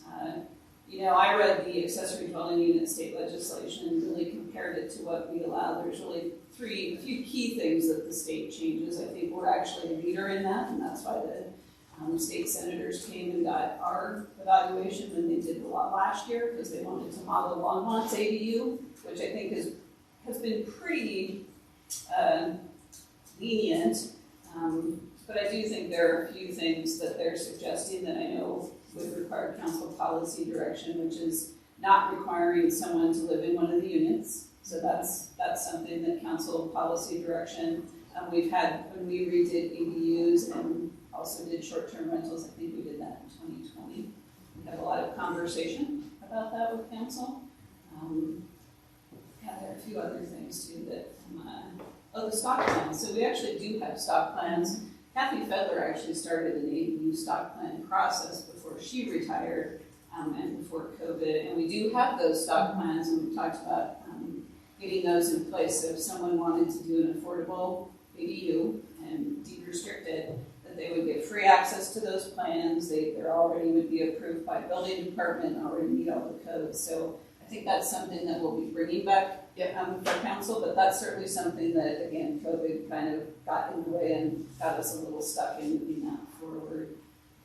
We did, so Root Policy Research as one of their last pieces of their grant scope that we received from the state. We asked them to help us give a national comparative look about how to incentivize the use of the ADU stock plan. So that is something that when we put the program together, we'll bring to you. And then I think the other thing was how we review ADUs. So when I was the planning director, we did not do site plan review. We did site plan waivers for ADUs, and they went through building permitting. That process changed with council policy direction to staff, so those do go along with the noticing. So we added notice and increased notice back in 2020, I believe. So those are some changes that, you know, we've kind of gone back and forth. And there are certain subdivisions, specifically Prospect and Mill Village, where carriage houses and ADUs are built into their PUD. So those have never had additional review. They just go straight through building permitting. And the last thing I would say about that is, you know, we apply. We don't require that you pay water or sewer fees, right, for an ADU, because you already have water, sewer to your lot. So as long as you stay on one lot, our utility policy dictates you can tap into that. So that's a big savings. What we don't do is we still apply a park fee, rec fee, and transportation fee, and together those fees are about just shy of $5,000 for every ADU. If we reduce that, that would be a big cost savings, and obviously we need to take a look at our impact fee ordinances and how they're written and how they comply with state law. But I would suggest that those are other things council could take a look at, and I see those in the state legislation. I actually think we'll have a really easy time meeting the state legislation. You know, the state likes to tie in all kinds of things, then you have to do a ton of reporting to them, which will just require some time, but we have all automated systems, so that's not such a big deal.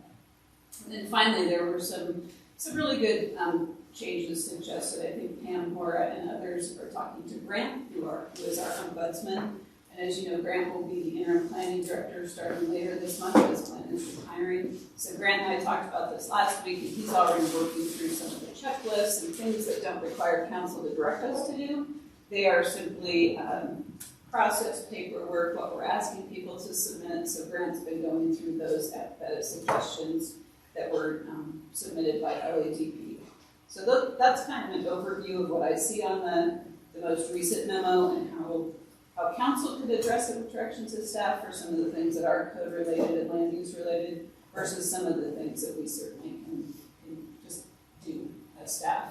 And some of those are about staffing things, right? Making sure that, you know, folks in David's side of the house, which is utilities and engineering, are also looking at how they're reviewing and how they're coordinating, because there's also some conversation about that in this memo about making sure that everyone in engineering is looking at everybody's comments together before they send them out, which we should be doing, honestly.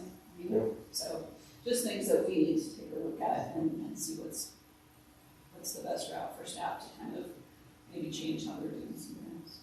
And we've been having some communications on that. Actually, Tuesday, a meeting with part of David's group that's been scheduled for a couple of weeks, to start some of these conversations in terms of how we look at it.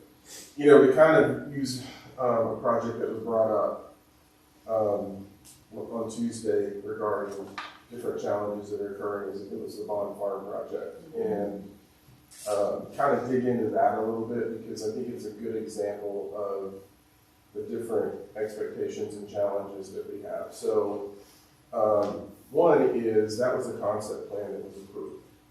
And I think one of the challenges that we have is that a lot of times people assume that the concept plan is full approval for everything that's going on, and that's not correct. Because once you get into concept plan, then they provide us with the site plan. You know, where this one changed a little bit is when it came in originally, there was no lot line, so basically you didn't have individual lots that you would buy. It was houses built in more of a common space, similar to what I think they ended up doing on the last phase of by the museum. What's it called? Blue Vista. So Blue Vista did that where you didn't have individual property that you owned. You only owned the unit on the property. And so when you come in with that, it allows you to do other things like private streets. So a shift in design occurred that showed individual property lines, which then starts creating this conversation on public streets. Also part of it was in the letter. It said, here are some things we need to resolve.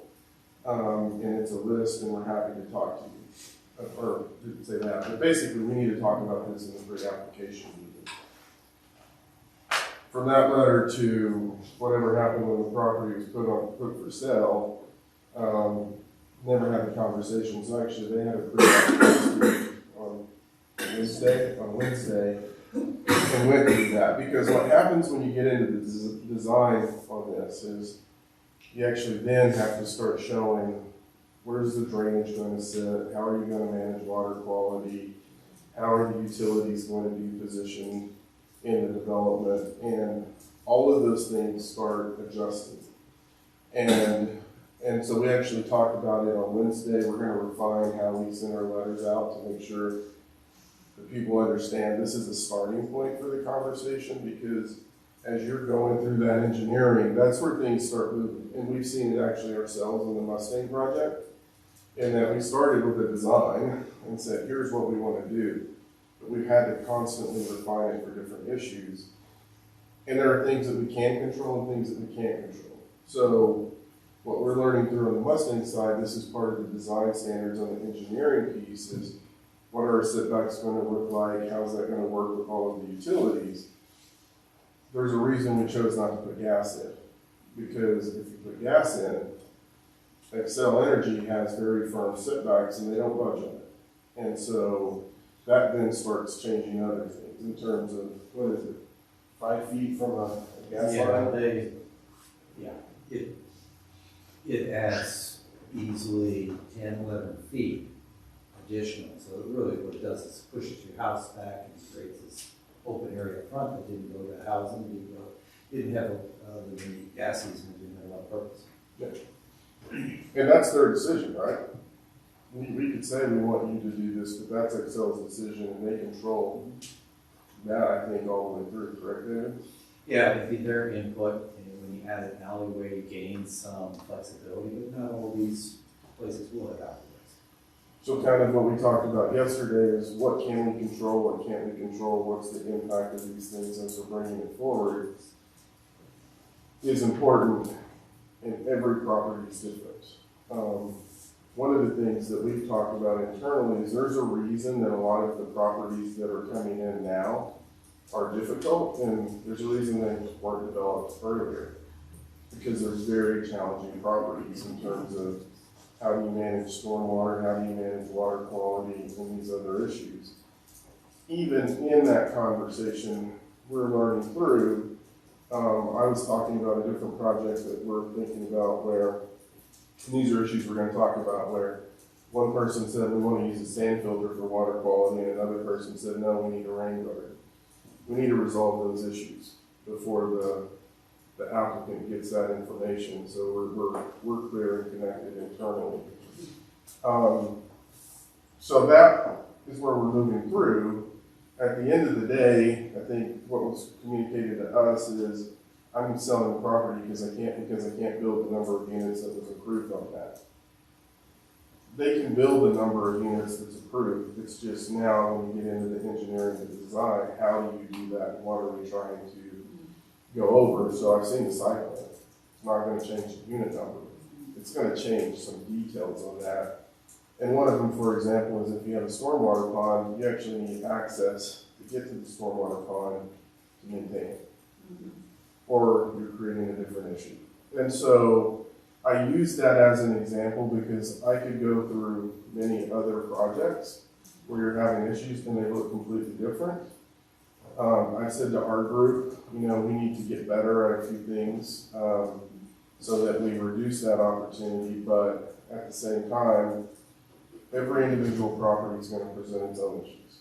And I think we ran into it on an affordable project on Mountain View and Pace that was a nightmare from a stormwater perspective in a ditch because you had an irrigation ditch on the property, and then you had stormwater to deal with, and then on the ditch side, you then tap into many different issues that you have to work through in terms of transportation of water and what that looks like. So that's kind of I wanted to answer the question in terms of the Bond Farm issue that came up Tuesday. We think we're in a good spot, and we'll continue moving forward, but what we can say is it's not going to, there's ways to not impact the number of units on that site. What were the 3 items, fees that you, I know I'm just asking this because she already said. The 3 fees that equaled up to $5,000. So those are part of our impact fees, and so those are fees that pay for recreational, capital facilities, transportation, and then the park fee. So all of those are fees that go towards capital construction across the entire community, but they're assessed to every dwelling unit in the city in one way, shape, or form. And I will mention that the school district has been waiving their school fees, so we do not collect the school fee, but the school district does, so they have not been collecting their school fee on ADUs. That's been their policy for several years now. That often comes up as a question. Why is it? We have any Finish, let's go in line. Then when your questions are answered, turn off your light. They just determined that, Sean, and let us know that when we, talked about the fees, and as we, we have a dozen or so ADU permits every year, so it comes up, and that's kind of just been their standing policy. Because they don't think it generates, kids, basically. Yeah. That's why multifamily has a lower school fee than single family, because it's really about what's supposed to be generated from a traditional family perspective to their policy. Joni mentioned state statute and impact fees. Those are highly regulated by state statute, and you have to be really careful when you're starting to move in that world and how you approach it. There's really only 2 carve-outs on impact fees, and we're talking to Gene, it's one, affordable, and we think attainable can be in there, but if you do that, you have to ensure that that's what is going to be built. Otherwise, if they say it's attainable, and then they build something that's market rate in that impact fee, then that starts creating issues. And Chiquita, those are, as part of the fee waiver program, those fees are waived for affordable units as part of our fee offset fee waiver program, reduced or okay. So we are hitting the mark on the state statute requirement. ADUs, a little different animals, so we would need to figure that out, should council.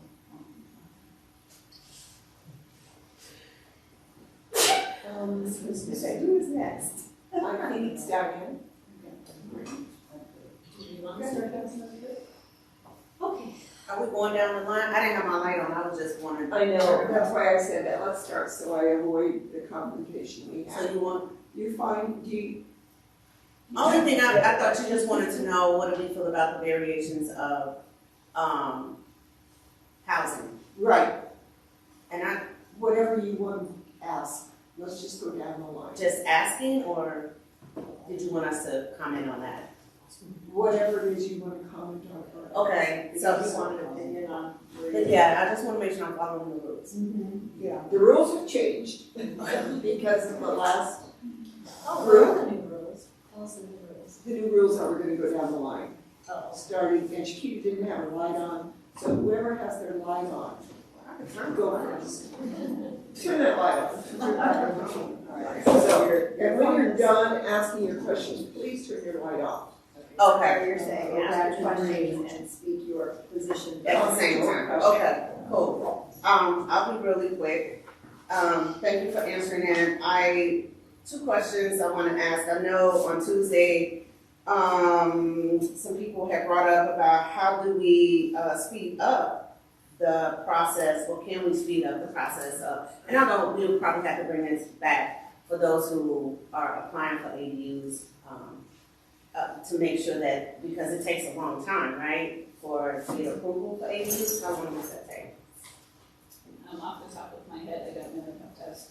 Okay. But, you know, I will say that, so there's a site plan approval process, and then there's a building permit approval process. So there are two processes that I'm gonna guess off the top of my head take somewhere upwards of 4 months, and the site plan approval being the lengthier. Building permit process, my guess is probably a couple of weeks. Oh, okay. Just making sure that we have an efficient process in there, so that those who, making sure that we can have those opportunities for people, those options. I definitely approve of having more variations. I mean, there are parts of in town, I wasn't on council in 2020 or of course before that, but I mean, we have townhomes. I love the ones on Terry Street. When they first came up, oh, the brownstones, oh my goodness, I fell in love. I was like, ooh, I want one of those. Anyway, I think it does bring more character to our city, and when you drive in different areas, you see different types of properties, and it's mixed in. And I myself definitely approve of, think we should have more variation. And looking at some of the older duplexes that are in town, obviously we have had them before. I don't think, I've lived in 5 different states, and I don't think there has been a city that I lived in where there weren't duplexes and mixed type of housing, which brings actions for people who move into different areas or in a city.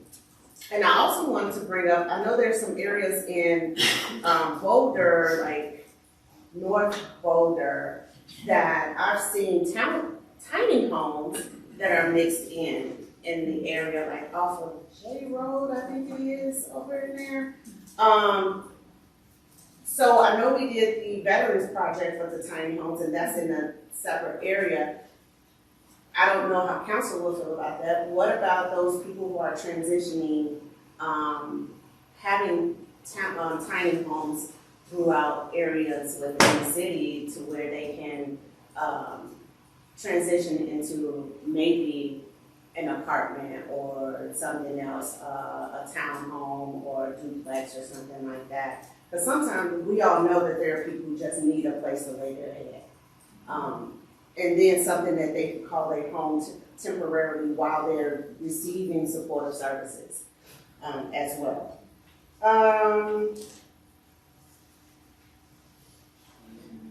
You said we're already going to talk about the parking minimum, that's coming to council. And we're already going to, you said we're talking about the lot size as well. Minimizing, us as council will have that discussion about decreasing the lot size. And we can talk about reducing the fees or eliminating those impact fees for ADUs. And how we can speed up the process. I think I'm good. Okay, thank you. I'll turn my light back to green. All right. Diane? Thank you. Okay. The housing needs assessment in July, I think it was in the council chambers, but do you remember what date that was? And July 18th. I'll go back and review it again. I remember I had breakfast yesterday, so. I repurposed slides out of that presentation a lot, so. Okay, so, I heard you mention that 12% of all new developments do not provide the required housing. But at one time, the city had a 10% rule. And over, the period of people buying and selling that, we lost any kind of inventory that we had. Have you done an assessment to find out if 12% of all neighborhoods would feel the need for housing? All 12% of our whole housing population. 12% out of each apartment complex, out of each, single family home development, would that fill our need?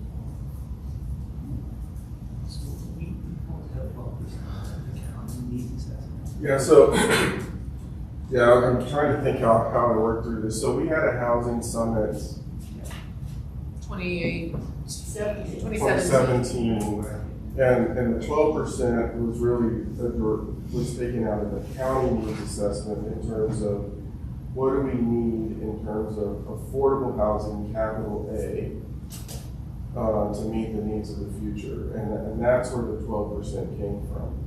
In that meeting, all the cities were present, and all the cities said, yes, we're willing to do this. So in some form, every city has adopted some type of policy to say this is what we're shooting for. Some are not as far along as we are. So percentages are kind of funny as a mathematical tool. So does that mean that they think that 12% of the population? Of all housing stock. 12% of our total number of units in the city. A future development. Right. A future development. Well, the goal is for 12% of all affordable housing stock to be affordable by 2035. Yes, we cannot necessarily always go back and change what's already been built unless we acquire and convert it. But going forward, that will help us reach that goal based on what we already have, which is over 6,000 units, and what we still need, which is just shy of 6,000 more units. So and that's just capital A affordable. Right. Alright. Just a couple of comments as they were coming through. We're talking about a fourplex in single family neighborhoods. And I think I brought to council last summer a newspaper article about how people are moving from Denver to Longmont because they're looking for a suburban experience. I'm just saying that there are people that look for a suburban environment. Mixing those two radically, get a lot of pushback. That's a nice segue for me to say that. Thank you, Joni and staff for addressing this issue. I've had over 20 emails just during the retreat about townhomes that are going out on California, 66. 24 units. It's there are paired housing there already.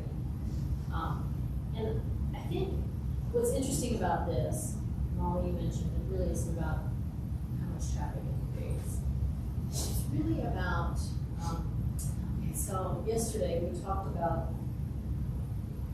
our identity, and I mentioned that I think one of the biggest areas of discrimination that we have never overcome is poverty. Those who have less living next to those who have more.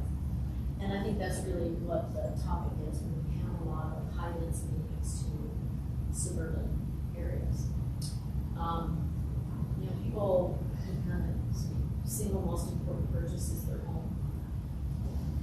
It's kind of the American dream, throughout these platitudes, and it's also something that as a multicultural neighborhood, people work for in terms of thriving as Americans, and providing for their families. So sometimes I see, even though we have many different colors and backgrounds represented in my neighborhoods, I see sometimes the most staunch we don't want to ruin our suburban environment. So, where are we going with all this, you're asking? I think what we Okay, what's your point? Okay, so, and they've heard my concerns about what I consider segregated housing, where it all looks like lower income. We'd really like to see more integrated approach. We'd really like to see 10 or 12% within neighborhoods that looks compatible with the neighborhood, that is mixed in, as you said, even if there's a small house here, and we all have that, where, there's the lower priced, there's a real estate axiom, we don't want to be the most expensive house on the block, but it's okay to be the cheapest house on the block, that kind of thing. And it also creates an equitable opportunity for families. Also, dilutes this resistance, I guess, is what I want to call it. I think it's a fair, equitable, inclusionary way to create our city.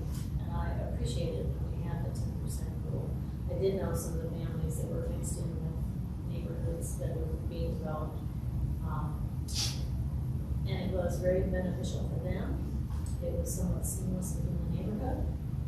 And I want to find a way to do that. I've had some ideas about how we might do that more efficiently as a city. And we can talk about that more here, we can talk about it more later.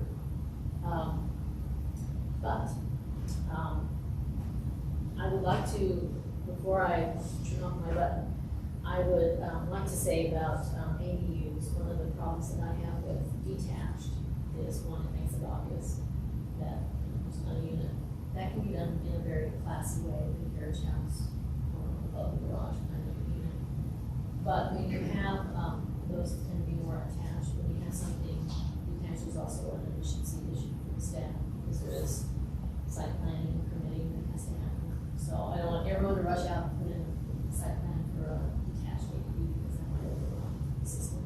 But I would also like to enhance the ADUs that we have that are attached, that are already existing, make it easier for people to utilize them. And then, I'm off my soapbox, and I want to ask, what are, if you could explain the current deed restrictions and how those work too, because I don't understand that piece or haven't heard that piece. So for our affordable units, Yeah.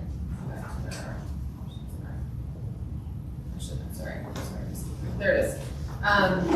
For an affordable for sale unit, it's deed restricted as permanently affordable. So for the end of time.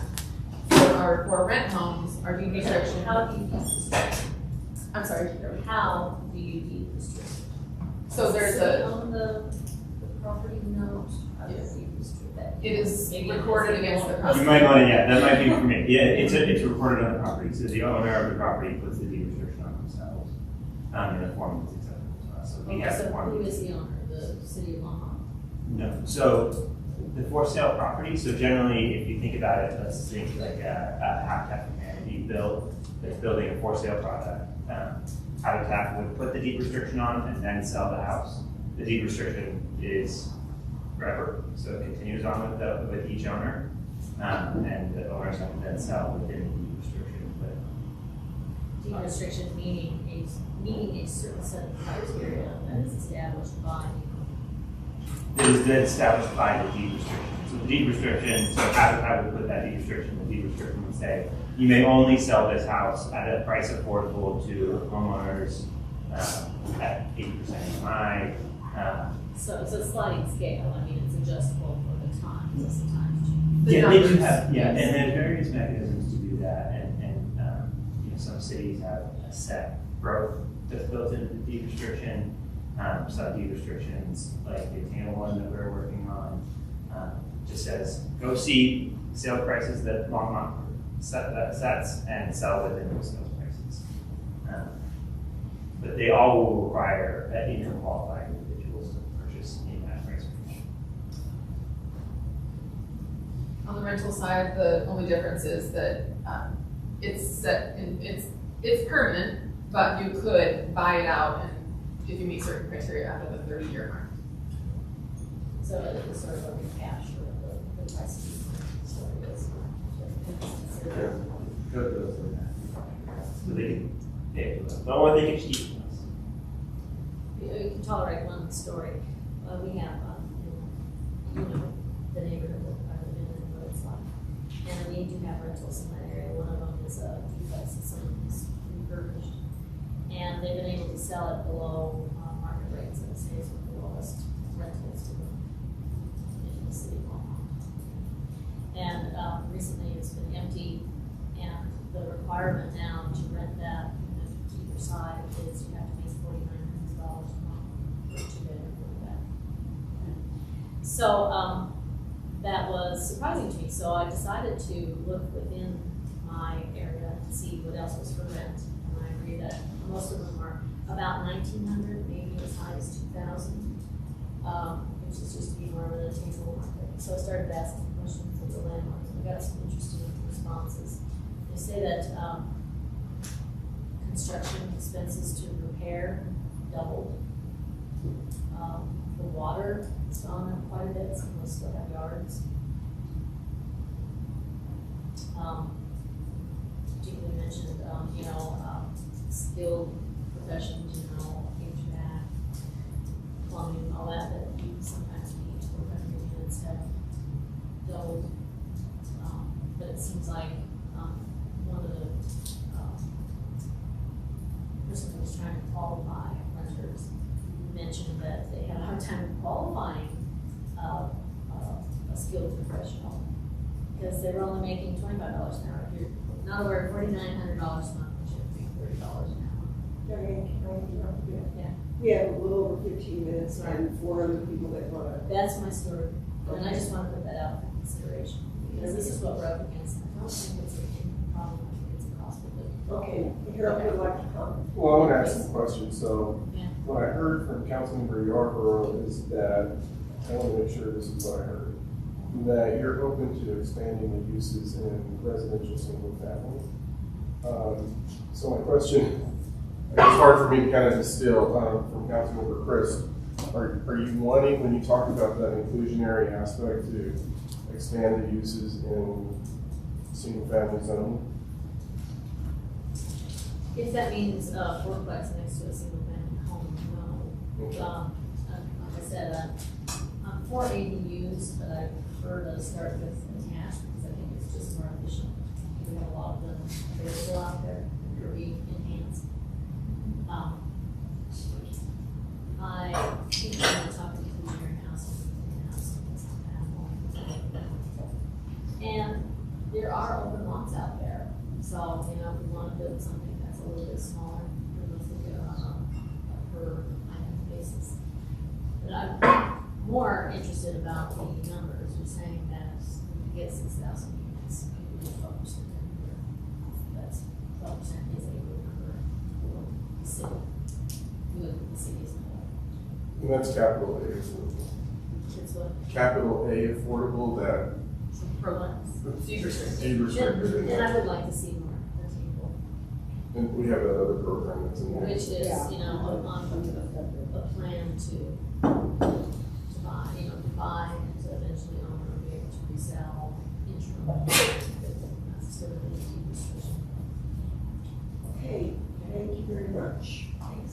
Thanks So for your I'm patience. gonna put in my 2 cents. So we for years, we lived on Bone Street, right off Spruce. So, you know, like, if you just took Spruce all the way down, you'd end up in our living room.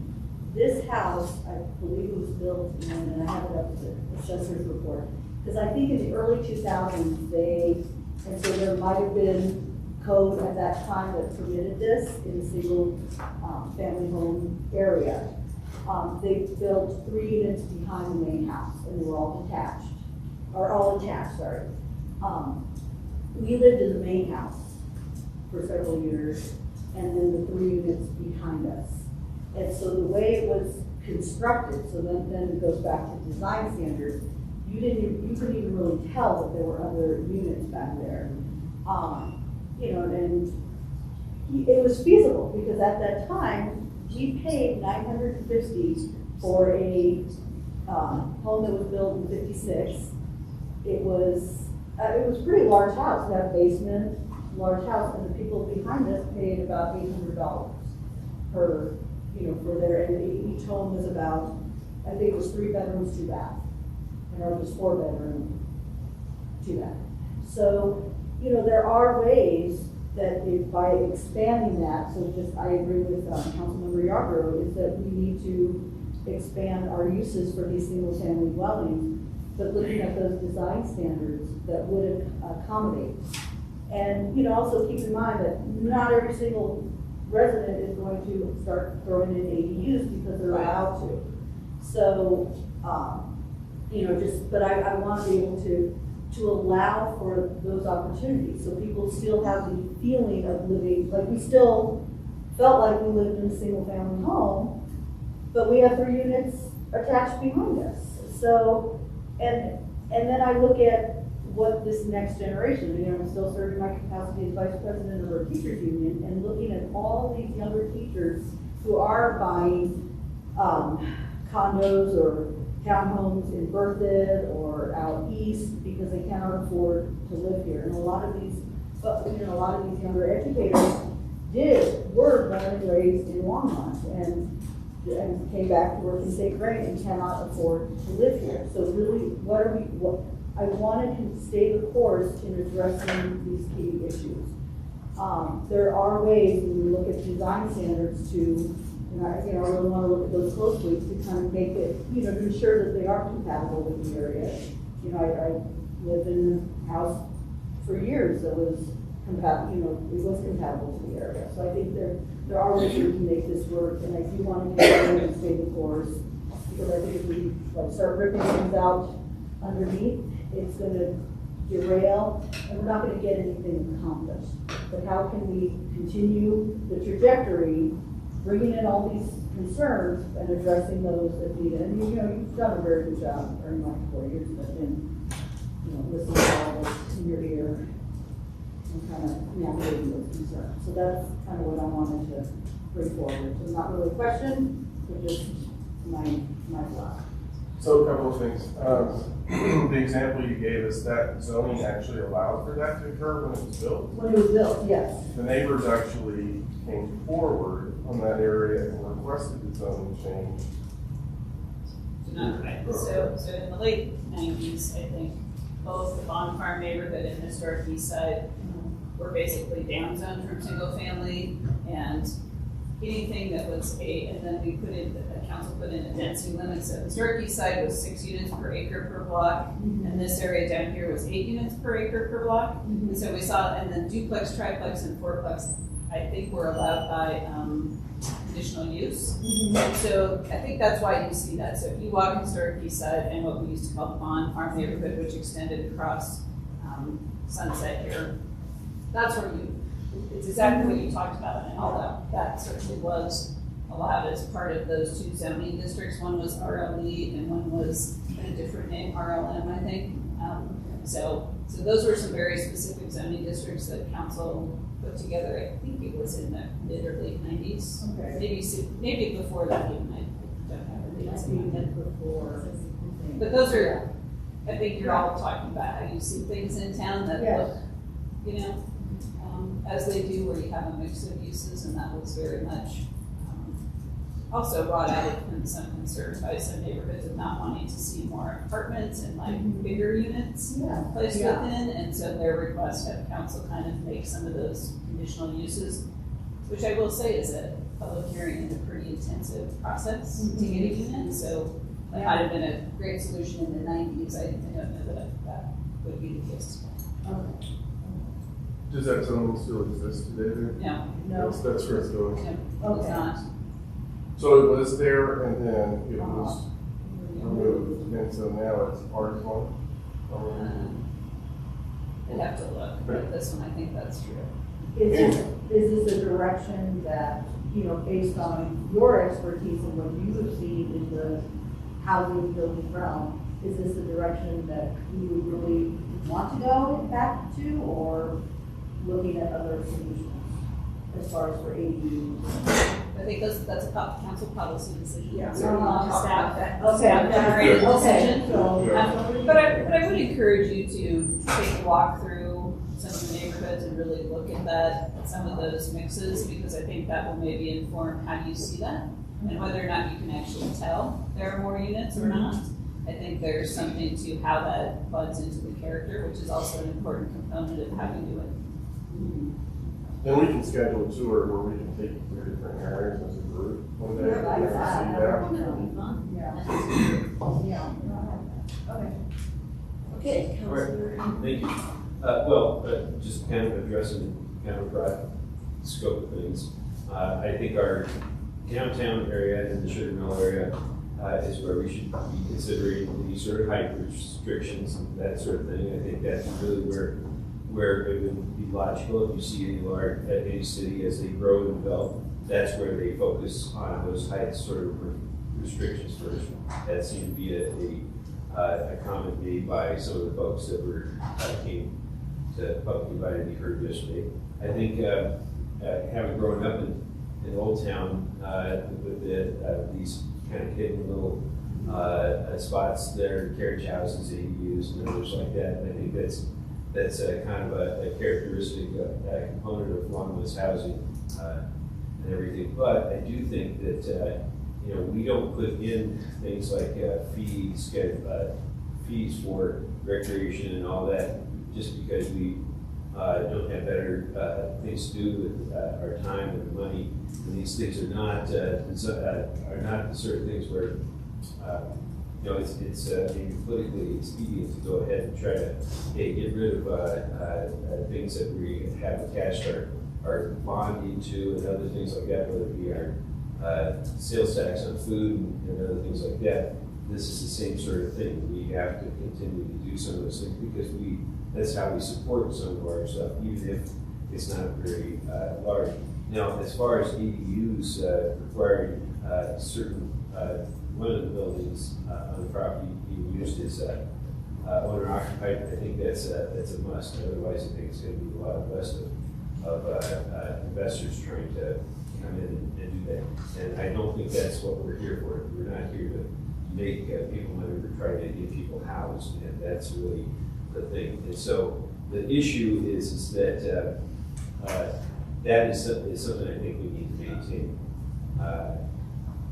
We have done a lot to speed up the process.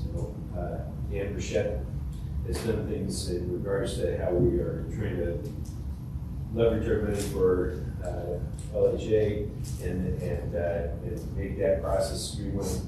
We're also streamlining this too. So I just want us to understand.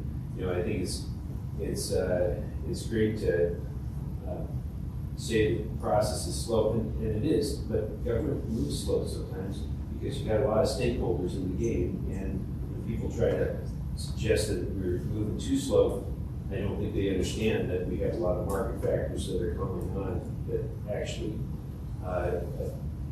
create a system where we have to move cautiously and give voice to all those stakeholders. So the thing is that having been on planned zoning when the prospect was going on with the issue around row houses, I think that's a good idea.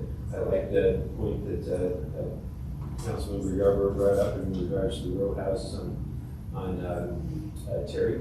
That seemed like to be a great project when it was coming on. I think people look at that and go, gosh, I really do like that. And it does have a sense of belonging in that neighborhood. And if we can encourage more of that type of thing, I think that's probably a good thing. I see that large portions of Prospect with the smaller footprints for the houses and the setbacks remind you a lot more of the old town communities that people admire.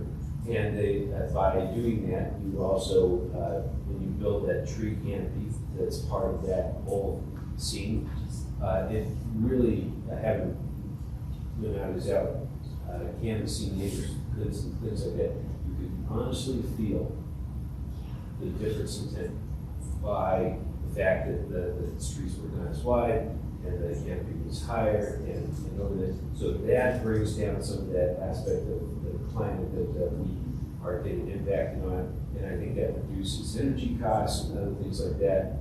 And I think that's a very positive thing. I think I've made all my points. Okay. Do you have any, So I'm going to go to the two questions again.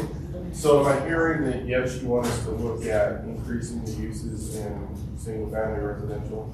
As long as it's to the standards that I think Councilmember Dr. Ferry was pointing out in regards to the appropriateness of it. Okay.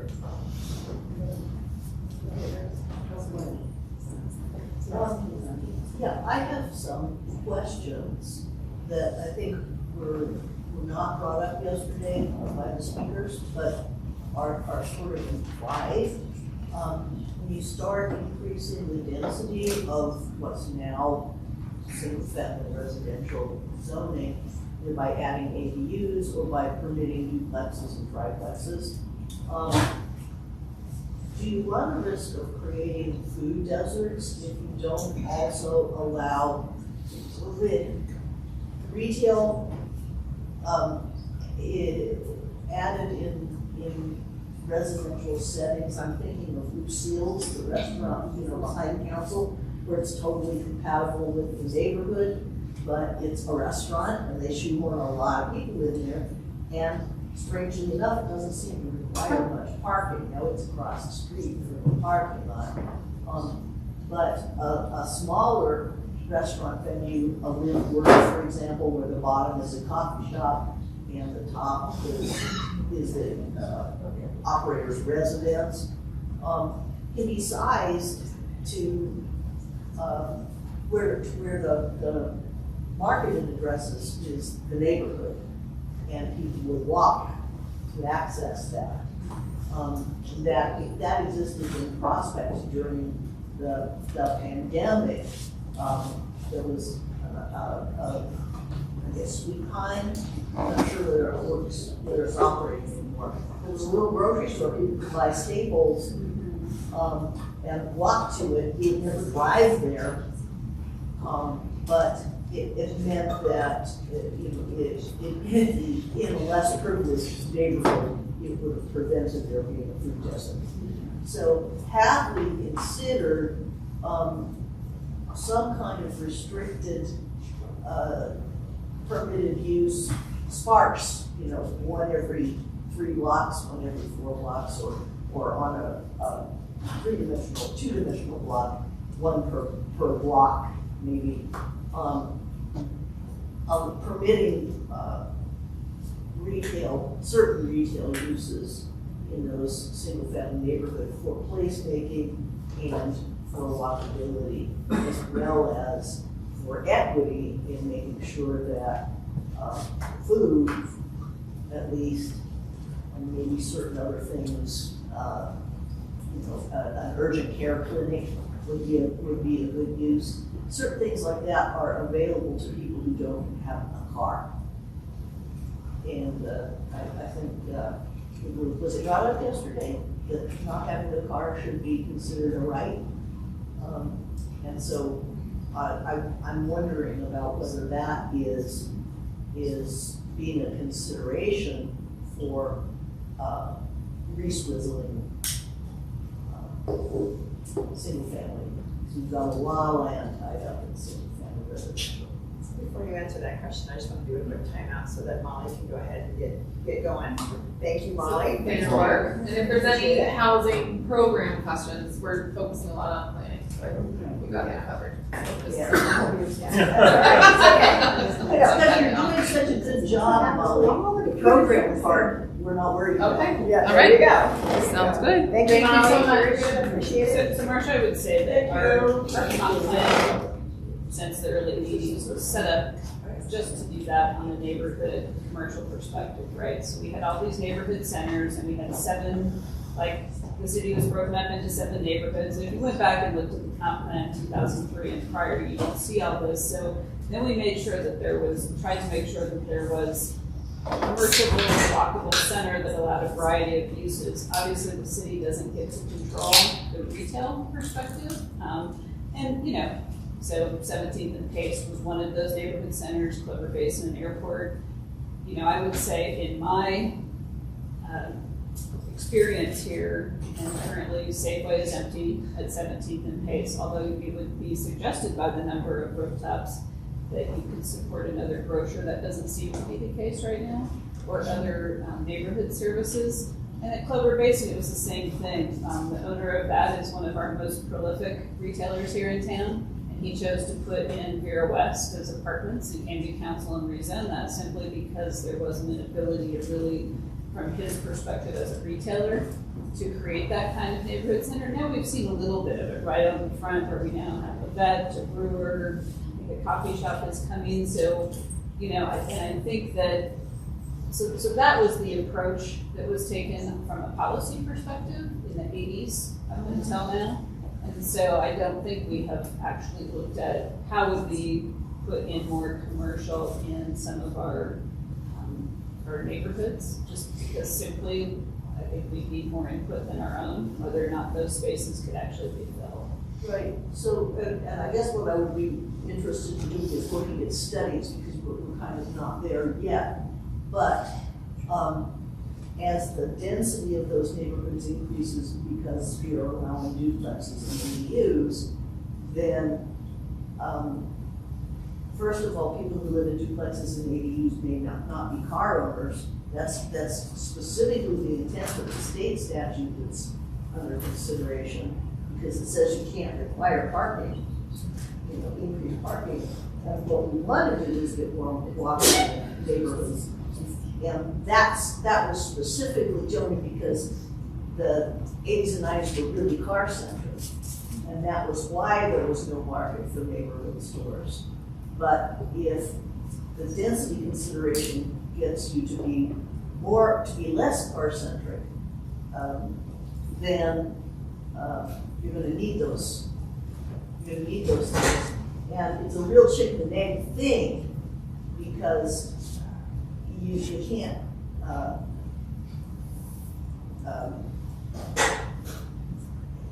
it's hard for me to If I can jump in what you're thinking. express.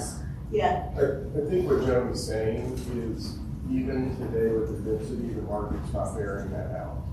My neighborhood is another example where they came in and put multifamily. That area was actually designed for commercial. And so even when you have rooftops and disposable income, the market's not filling it. And I think that's part of the broader retail world and how people are managing where they're going to maximize people coming to it. But where we've seen those areas built, we've actually had the market come in and change to housing and other components, because they're not seeing that. They can't get people to be willing to move into it. And, you know, I think you mentioned it yesterday, Prospect, people tend to turn in a lot of those businesses on a regular basis. It's just an interesting dynamic right now. And so, I think to Joni's point, that's really, I mean, we would have to incentivize it.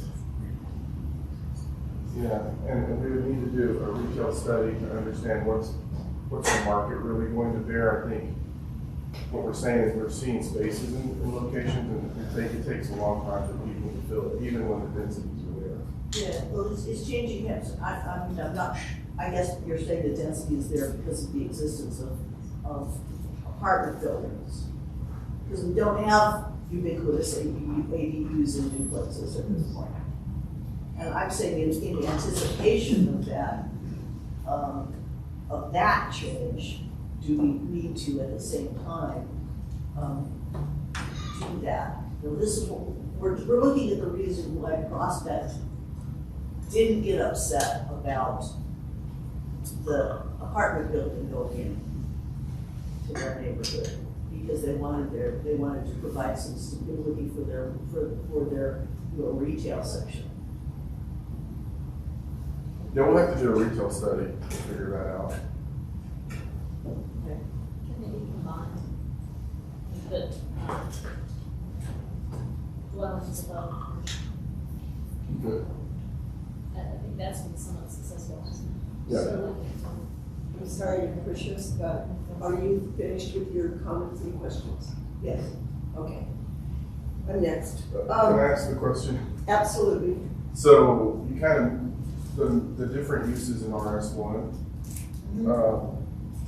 you want us to look at that or not? Well, isn't that something that would need to be voted on and be council direction? I'm just getting your perspective. I'm asking you all individually to see if that's. Okay, well, my perspective is, and I think, you know, I talk single occurrences versus you were talking strip malls. And I'm thinking more on the paradigm of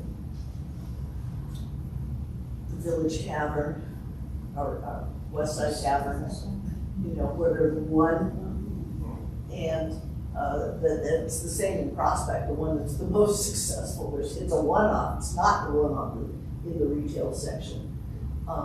And so, yeah, I think that if we are going to retrofit more of Longmont into new urban patterns, that we would need to do that, because that would get people in the habit of walking their neighborhood if there's a place to go. So I'm hearing yes to looking at more diverse units and single family. Yes. Claire? So my comments are, per Councilor Chris' comments about selling the attached units to someone else and then the rent is escalated. I don't understand what the stock plans are and how would that affect that decision. So could you bring back to council, when you bring back some of the other things that Harold is writing down? Stock plans, does that affect not only ADUs, but any kind of attached housing and townhouses? So once we understand what that is, then we can have that discussion, I guess. The other thing, per Shakita's designs, Terry, I totally agree with you. I love those things, but they're market value. So, and that was my question on the stock. How do we get, not necessarily, well, I don't know, would it be deed restricted? These would be individual homeowners that would put in housing that is paired or a townhome, or how do we keep those affordable? Because just allowing them does not necessarily meet what we need in our city. And as far as design standards, we need to first do what Envision Longmont says, that it has to be compatible with the neighborhood. But I would like to go above and go beyond that if it's possible, to really make Longmont something that stands out. Not just, and I'm very concerned about apartment buildings becoming, what is the term? Ghetto-ish after a while. And I think design standards would help with that. I don't know, it's just my assumption that if they are presentable, that you feel proud to be there, etc., then the care might go up. It's just, so those are my comments. I do want you to bring back, I agree with ADUs, I agree with the paired homes, how we do that is very important. So, that's it, that's all I've got. All right, well, I'm seeing at least 3 yellow lights. I'm feeling like people are.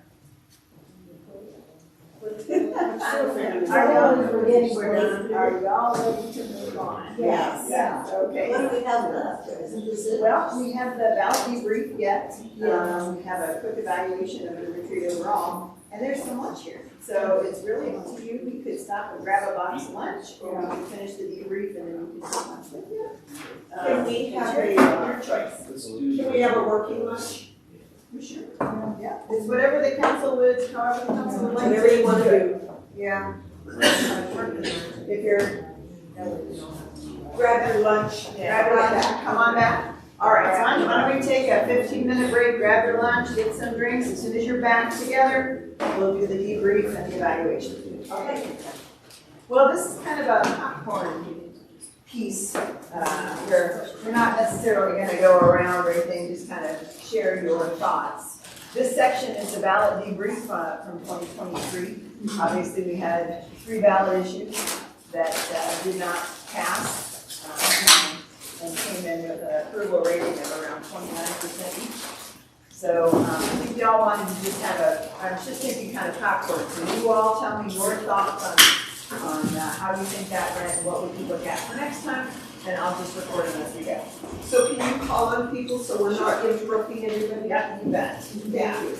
Actually, Mayor, maybe it does make sense to go around in that case, since we were. Go around? Okay, we'll start with Marcia this Yeah. time. Go ahead.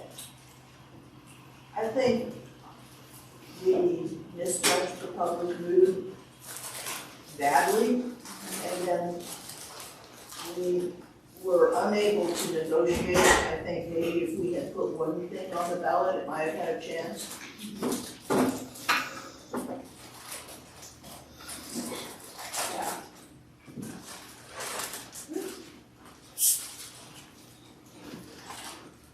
It's good to have people watching typing. I think it was a perfect storm of things. We had all of a sudden a reevaluation on everybody's taxes, and then that seemed to hit people pretty hard. I think there was this kind of on again, off again sort of inflationary concerns that seemed to concern people. And I think there's still sort of a triggering that waiting for the next shoe to drop in regards to the after the pandemic, and of course after the insurrection seems to have this sort of feeling like we don't know what's next, so we don't want to overextend ourselves. And then of course the things got this. What was the last one? Sorry. Just what Marsha was saying at the top there, those things are. You know, people were really, people were really mad at the council for putting them on. So, I think our marketing was not well done.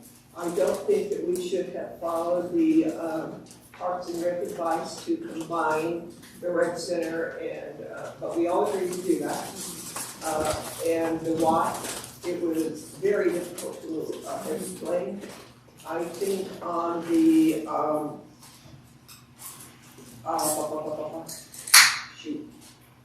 the event center, that the people thought, the residents thought that it was going to be for local, for LSO,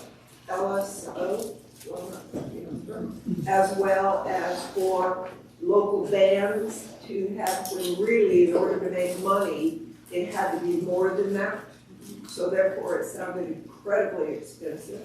And they also did not understand, I think that we should never have had the presentation by the sugar factory at all, because they assumed that council had already decided that was where it was going to go.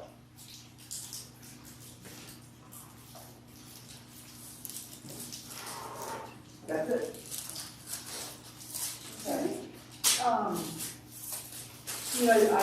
I agree with, Martha in that, you know, really should have focused on one thing. However, all three of those groups that came to us had compelling, and, you know, we were hearing from our advisory boards, and that's the purpose of having these advisory boards, for us to go in a direction or hear their recommendations and bring those to action. So, you know, it was very challenging. One of the things to have it on a municipal election cycle, where already voter turnout was lower, but what I heard in this election cycle was opponents politicizing these ballot measures, and there was a lot of misinformation about, you know, how, you know, what was gonna come from these ballot measures that they passed and the impact to the public. So that was a challenge. Trying to think what was the other. Yeah, I mean, I kind of, you know, think that what is being said before, I agree with. And, you know, it's simplified. Yeah, I think that it was very complex. I know we wanted to look at sales tax with mill levy to cut, so one sector wasn't so burdened, but I think it may have made it more challenging to understand without language. That's certainly what I would say. I know that Mayor Peck mentioned the marketing piece. I can tell you that I worked with the marketing team over and over and over again on how we might simplify it in any way. It was very, very challenging. That was very tough. Yeah. Thanks. Yes. Don't keep the messenger.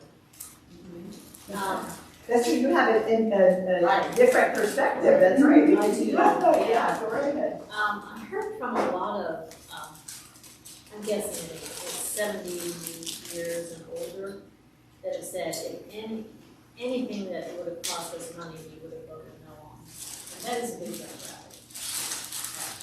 And I think we're underrating the effects of COVID in terms of our feeling of having a job, having our business succeed, and then also having our fixed income stretch as far with all of our cost of living increases that have gone up.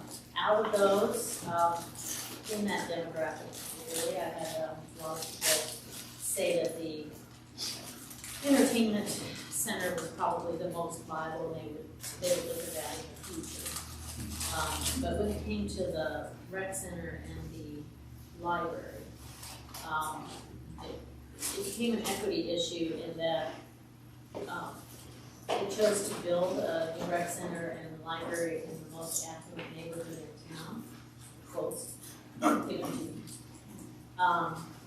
And whereas people on the north end of town really don't have access to those services, it's really quite a drive, or takes a lot of time, half an hour just to get down there and then work out for half an hour and then half an hour back. That's a long time to give up in your day. So there was this feeling of disconnect from those that live on the north end. But so I don't know about the two initiatives. I think maybe the entertainment center is something that is viable in the next 2 or 3 years. I also know from experience that it really can't be done well privately. It has to be supported by the city in some fashion. So I think it was 2 years that really hit COVID, the business sector very hard, and those that are supply the labor for those businesses. And I think that's going to impact the city over the next 2 years, but I think within 3 years we may all be stepping in high cotton and better water.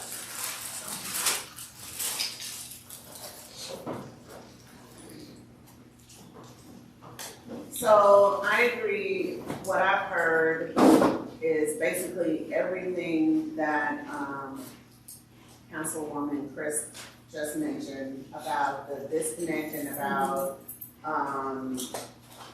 the rec center being in an affluent neighborhood of town. And also what Marsha was saying as well. You know, people just didn't want to pay more money. You know, they don't want no more money. But yet you hear that we need a rec center. We need another library. You know what I'm saying? We hear that over and over and over and over again about that. And so I just think that, I don't know if this should be on the record, but Mayor Pro Tem Hidalgo Ferry, we need to just get that dome up and going. Find some money to get that dome because, I mean, I'm just saying, we would have spent less than $1 million to have a dome. I'm on the soapbox right now. Less than $1 million to have a dome, and we would have had opportunity to have expos and events, and could have had choirs and whatever. We could have had all that. We can't even have a moving mobile library up in there if we wanted to. But yeah, exactly. But anyway, I just think we probably just had too much. Everything what everyone said, too much on the ballot. If we had to have one thing, not to say that it would have passed either. If we would have just chose one, I don't know if it still would have passed. I don't think anybody wanted to spend money. You know, period, because that's what we heard. I know that's what I heard. So what we could have done differently, I'm not sure if the outcome would have been any different. But, you know, we did it, we threw it out there, not just threw it out there, we actually listened. And I will say that the YMCA deal was more visible in marketing. I saw the posters up everywhere, I saw them at events, as far as that initiative. I did see the YMCA initiative out in the community. More, I didn't see the other ones. Pro or con? Pro. Yeah, I mean, they were just visible for the community to ask questions, but I didn't see for the other ones. So I have a comment since we all went around. Yeah. What I was hearing for people who were watching Longmont, they were surprised that the residents didn't see that for a very low price, which in the future will be much more expensive, that we would get an incredible, within 30 years or so, an incredible city. And that's what I saw as well, but how do you say that we're building for the future? You, as a 50 or 60-year-old person, may not see the results, but we're building for the future, just like our forefathers did in other things. So that made me really sad, because I think overall, these are very inexpensive taxes for what we want to achieve. So kudos to staff. It was a very good presentation at the end, Sandy, and I heard that over and over again. I did hear in one sector that they thought your numbers were a little behind the market, but that's not your fault. The market just keeps moving. Yeah, good. So they were very close, I felt, and they were very impressed with the presentation. I'm not impressed enough.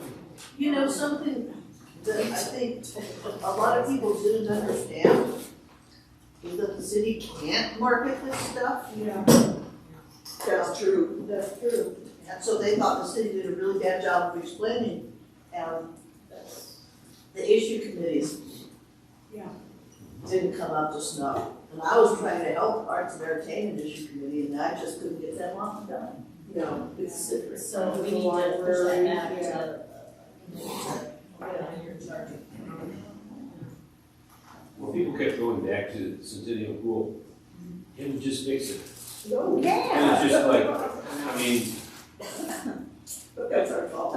yeah, it's just like, I think if we were to talk about anything this coming fall, I think that their situation could be readdressed because of the fact that people would just at one item to look at and seriously say, we can't fix this. We cannot fix this situation here. We can hold off on a Clover Basin rec center and a library extension. We'll see what happens with the sugar mill and the arts and entertainment. But we can't fix Centennial Pool, and the best solutions that come up with what was being negotiated. And maybe people would recognize that a year later, that's the only one that can move forward.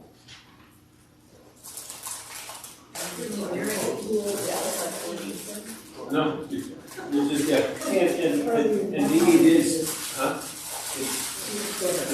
Maybe to the point of having this dome concept with it would make that side of town feel that they were getting value for their added value. And that may be what we have to consider. It's a big enough plot. So the staff also did debrief the ballot issues also. I don't know if you're interested in hearing. Yeah, absolutely. It was an interesting conversation. I think many of the things you all said, too many items on the ballot that was there. I think as we dug into it, and I'm going to take you back to the first swim and ice vote, where, as we talked about that, we didn't know where we were going to put it because there were different options. That actually, the margin was much narrower in passing. I want to say, what, Jim, do you remember what the margin was on that? That was within 10%. Somewhere, anyway. What was interesting about that conversation was we had a significant neighborhood, actually the neighborhood where we projected to put this one at, came out and they actually were opposing the swim and ice facility because there wasn't a specific location and it wasn't included in that neighborhood at the existing site. So, you know, thinking about what happened in the past, what happened now, you know, it was interesting to us because that was the feedback we got from that vote was that no location is why it location. didn't pass. This time location was also why it didn't pass. We also talked a little bit about the fact that, and I think the mayor touched on this, is seeing the broader community and the impact on this, because what we saw in this, and it was probably even more overt this time, is that if it's not in my area of the community, I'm not going to support it. And you know, it was interesting some of the questions about North Longmont, where like there's not a lot of space, we don't have any space there. And so we think that was part of the challenge, and I think that's just, at least what we talked about, is just kind of the nature of where we are, I think, as a society generally, where if it's not where I want it, I'm not going to support it. And we definitely heard that coming out of it. The other thing that I talked about is I'm not sure we really understand what the community wants. And, you know, we're going to, if we ever do this again, we're going to have some systems that will really allow us to see what the community wants. And that's actually the Salesforce and that's Salesforce and the Qualtrics that Becky's getting to understand what the community wants. And this is the example I gave. We hear, and this ties into both elections, you know, we hear we want an ice facility or we want a swimming facility, and our community's like this, and those groups are like this. And so when you lose by 80, I mean, when you only have 20% approved, the question is, what is it that the 80% of the community wants? And I think we've got to really try to help you all figure out and answer that question. And they're willing to pay for it. And we're willing to pay for it. That's the key thing. And so we talked a lot about that. And you know, the rec center was an interesting conversation. I said, you know, and I noticed it yesterday, so I'm driving down Francis. Within a block, you have 24-hour fitness, you have a yoga studio, you have all of these other things, and so there are many, many opportunities for people. So I'm not sure, we kind of landed on, we're not sure we really know what the community wants, because I think we're hearing from smaller segments of the community, and that's not necessarily representative of what the entire community wants. And I think we'll at least have the tools to help fact check some of that. The polling did indicate that they would fail. Yeah, the polling indicated that too, right? Less than 60%. Can I ask a question about that?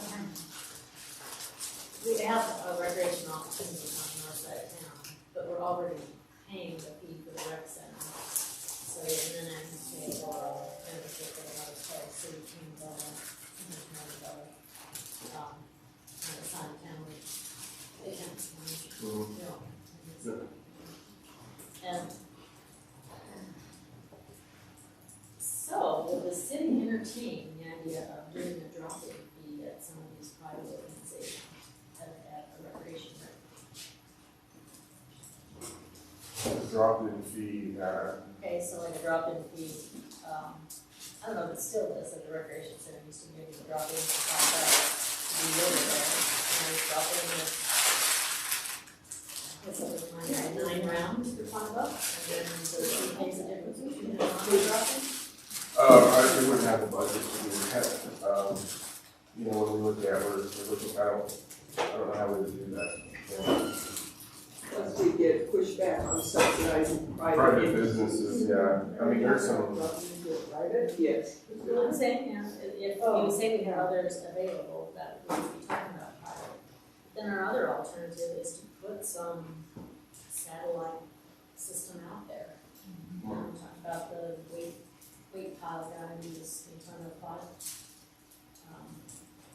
I don't call it 5 big 5. Yeah, it was, and then it had just an open air weightlifting program out there. There's a lot of equipment out there that could just be rented on a commercial site for the satellite group. Then you have to worry about employees, You have to risk establish- insurance. Yeah, I don't know that this is a conversation necessarily talking about what you want to do next with it. You may have to consider that a little bit, but I wanted to make sure that we really. Yeah. Marcia, go ahead. One question was, would it be possible for us just to do a price study? I don't know how much all those little mini private, commercial rec centers cost, and compare that to what our fees are. You know, maybe this is a privatized industry now. Certainly, if when I was staying in Brooklyn, it was like that. You know, there'd be. Within 4 square blocks, there'd be 3 or 4 fitness centers that were, the ground floor of an apartment building, and everybody just walked to them, and that's what a walkable community is like. Right. Well, Amy, most apartments now are including some type of fitness facility in it. Yeah. It's interesting to know by my aunt. I drive by it with phenomenal. But not invited to use it. But I can't use it right. And we had that conversation. I was talking to Jeff, and I said, and I use myself as an example. He always fusses because I don't use the rec center. And I'm like, well, the rec center doesn't have what I need and how I'm working out. And I go to something that's more specific to my needs. And we used it when we had kids. But yeah, the market's starting to slide into different areas. And so we'll see. Did I miss anything with sales guys? Maybe she'll have a comment if you wanted to talk about the residents. So let's put this on the study. Do you even think we need a rec center, or does Longmont have enough places to go? Let's ask that 80% of the people. That's weird because Susie, when I did that, I mean, it wasn't like 2,000 people surveyed, but it was a few hundred people that told us what they wanted. Well, maybe that was the 20% that voted yes. You may be right.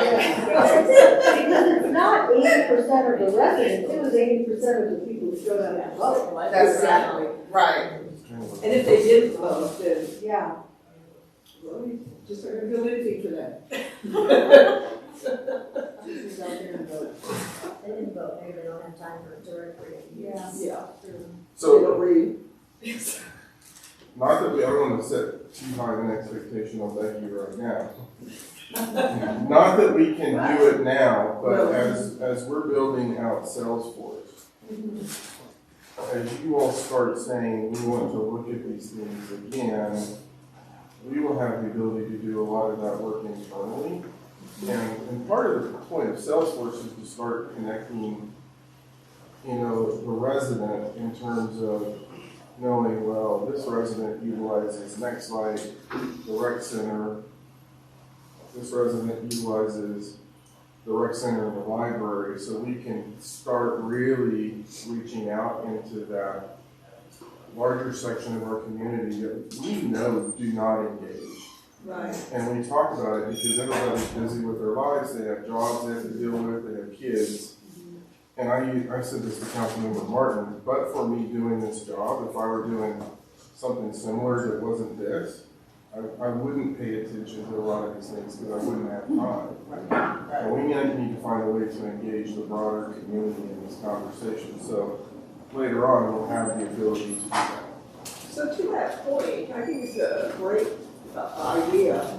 We should have coffee with councils in clubhouses and apartment buildings and where the people are. Let's go to them instead of them having to come to us.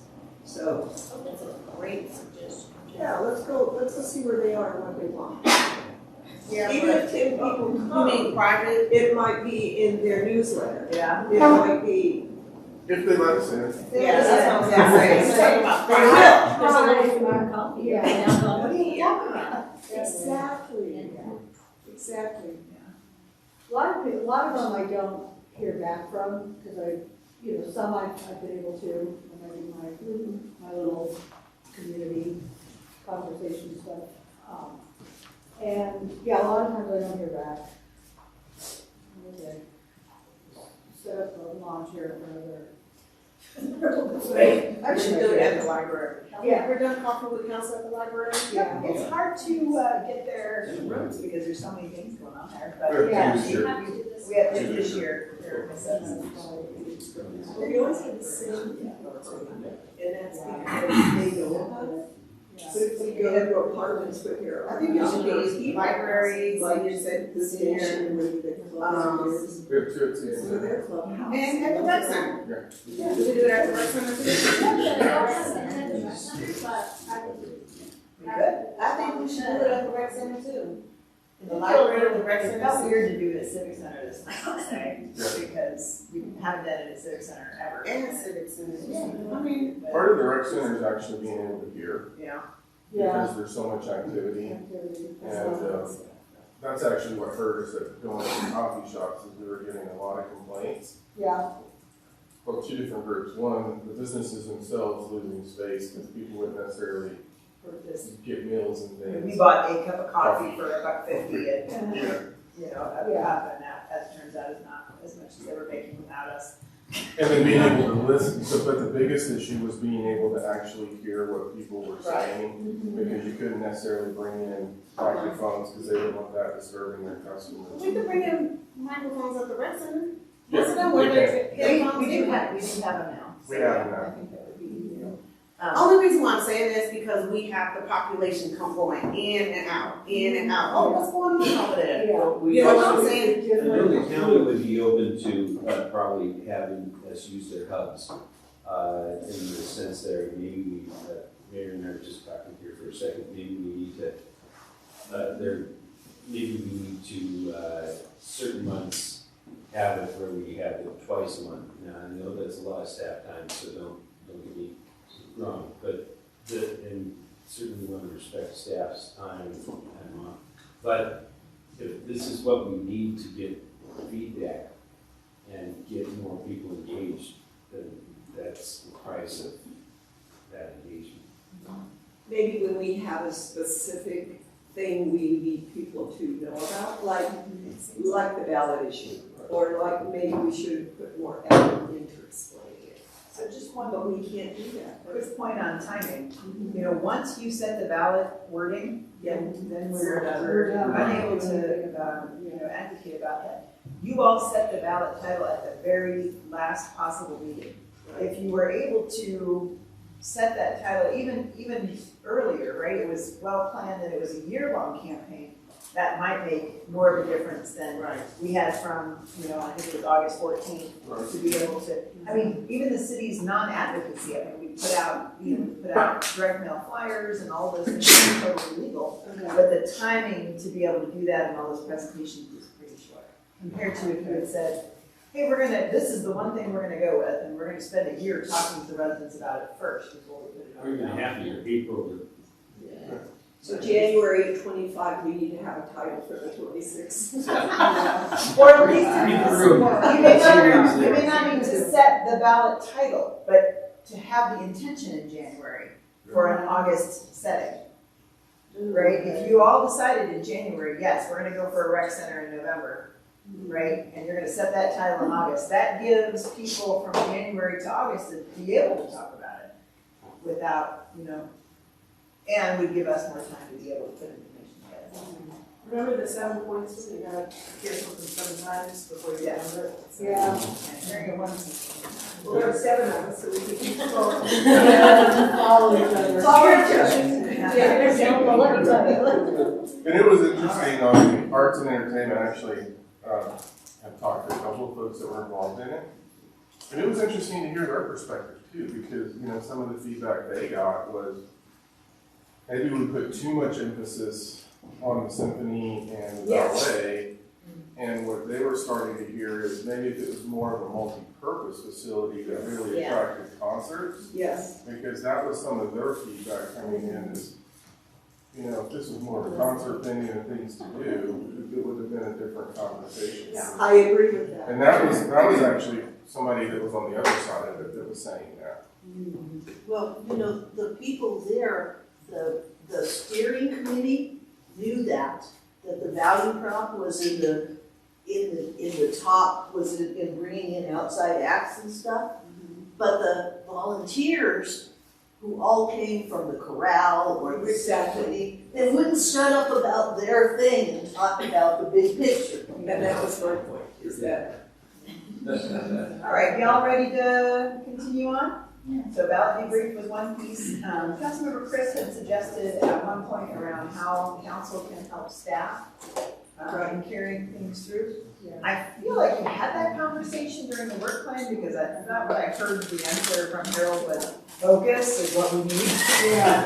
Focus. Do you want to continue any further conversation on that question? Is there anything that you can bring to us that we can help you with? That's a good question.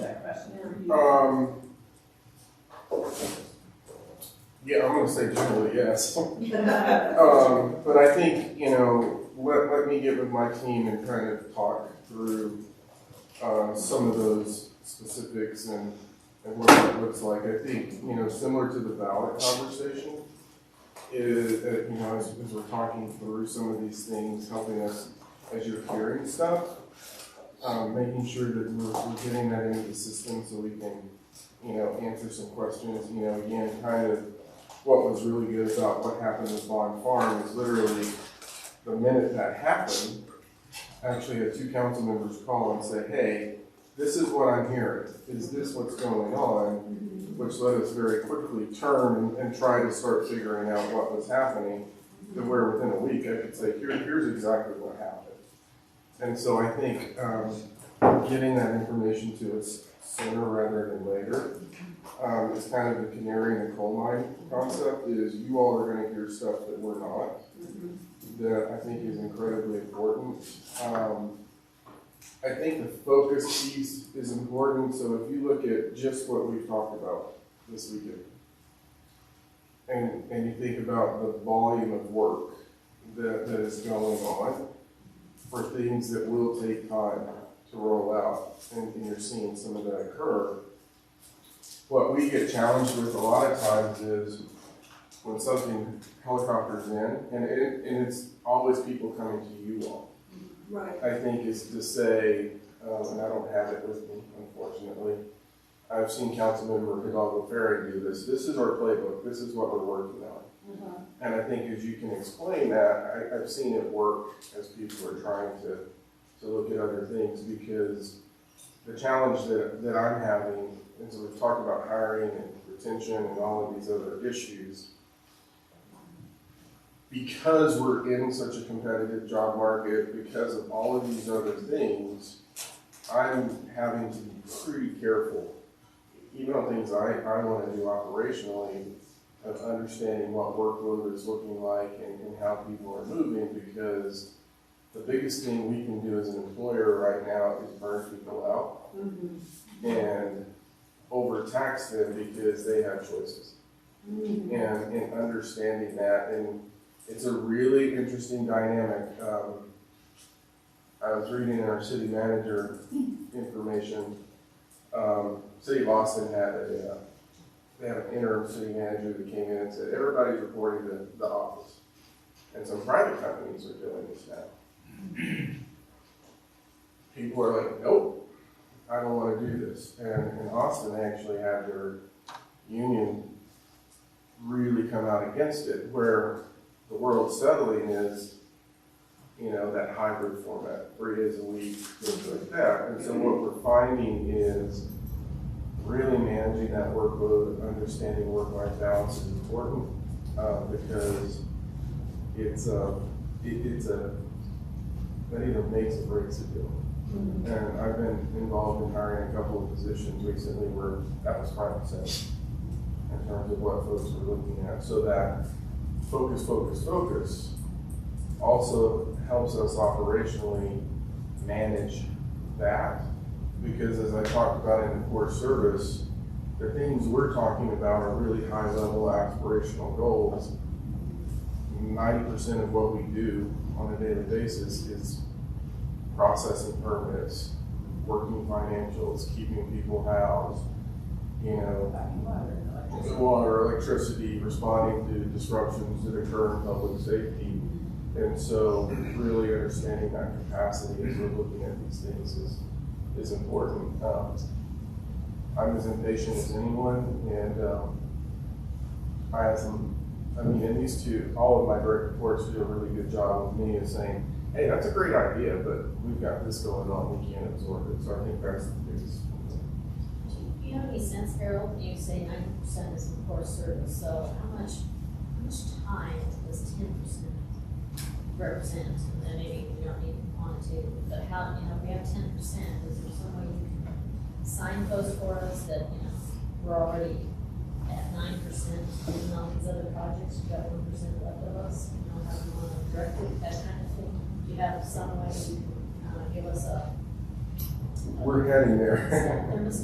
Where we are. We're heading there. That's the dashboard work that Becky's working on. Yeah. So I can see what projects are in play, what's the staff time that we're taking on those projects, so that when you all have ideas, I will have something, and it's again, take time to do this, right? So that uses some of the bandwidth. That uses some of the bandwidth, but what that lets us do as leadership in various areas is really assess what is our capacity, where something comes forward, I can very quickly go, I've got 0.5% of capacity, which equates to 20 hours every 2 weeks, or some version of that, what we're looking at. But it's gonna take time for us to get there.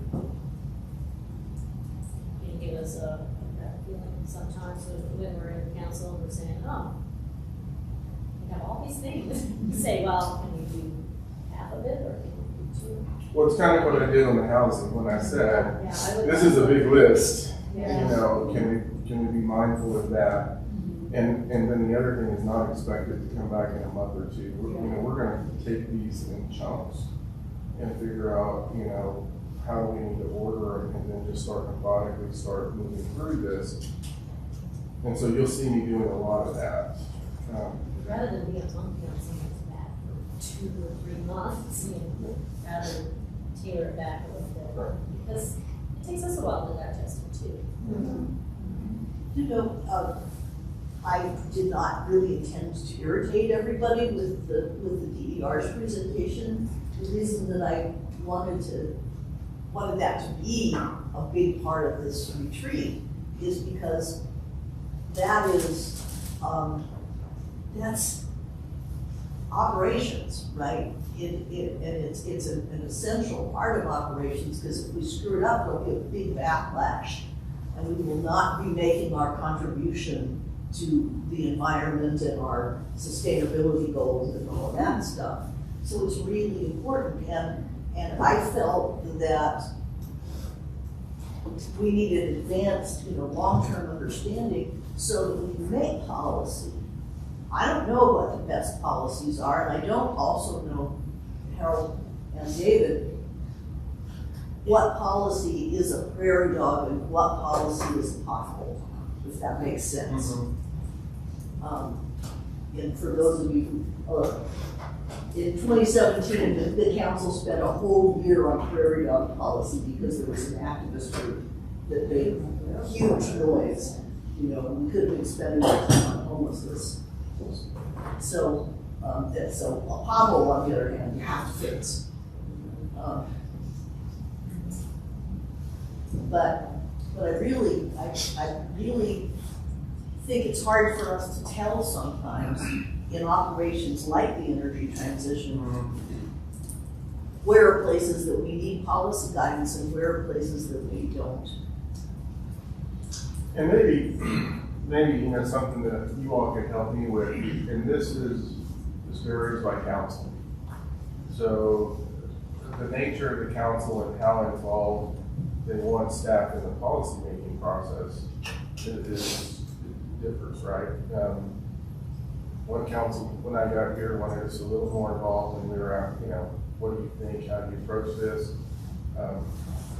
Council after that, we had a very specific conversation of where the lines that we cross in the policy administration dichotomy, and when do you want our opinion and when do you not want our opinion on these things. And I think the more overt you are as you're considering policies and saying, well, what do you think, or what's in your mind, that helps us.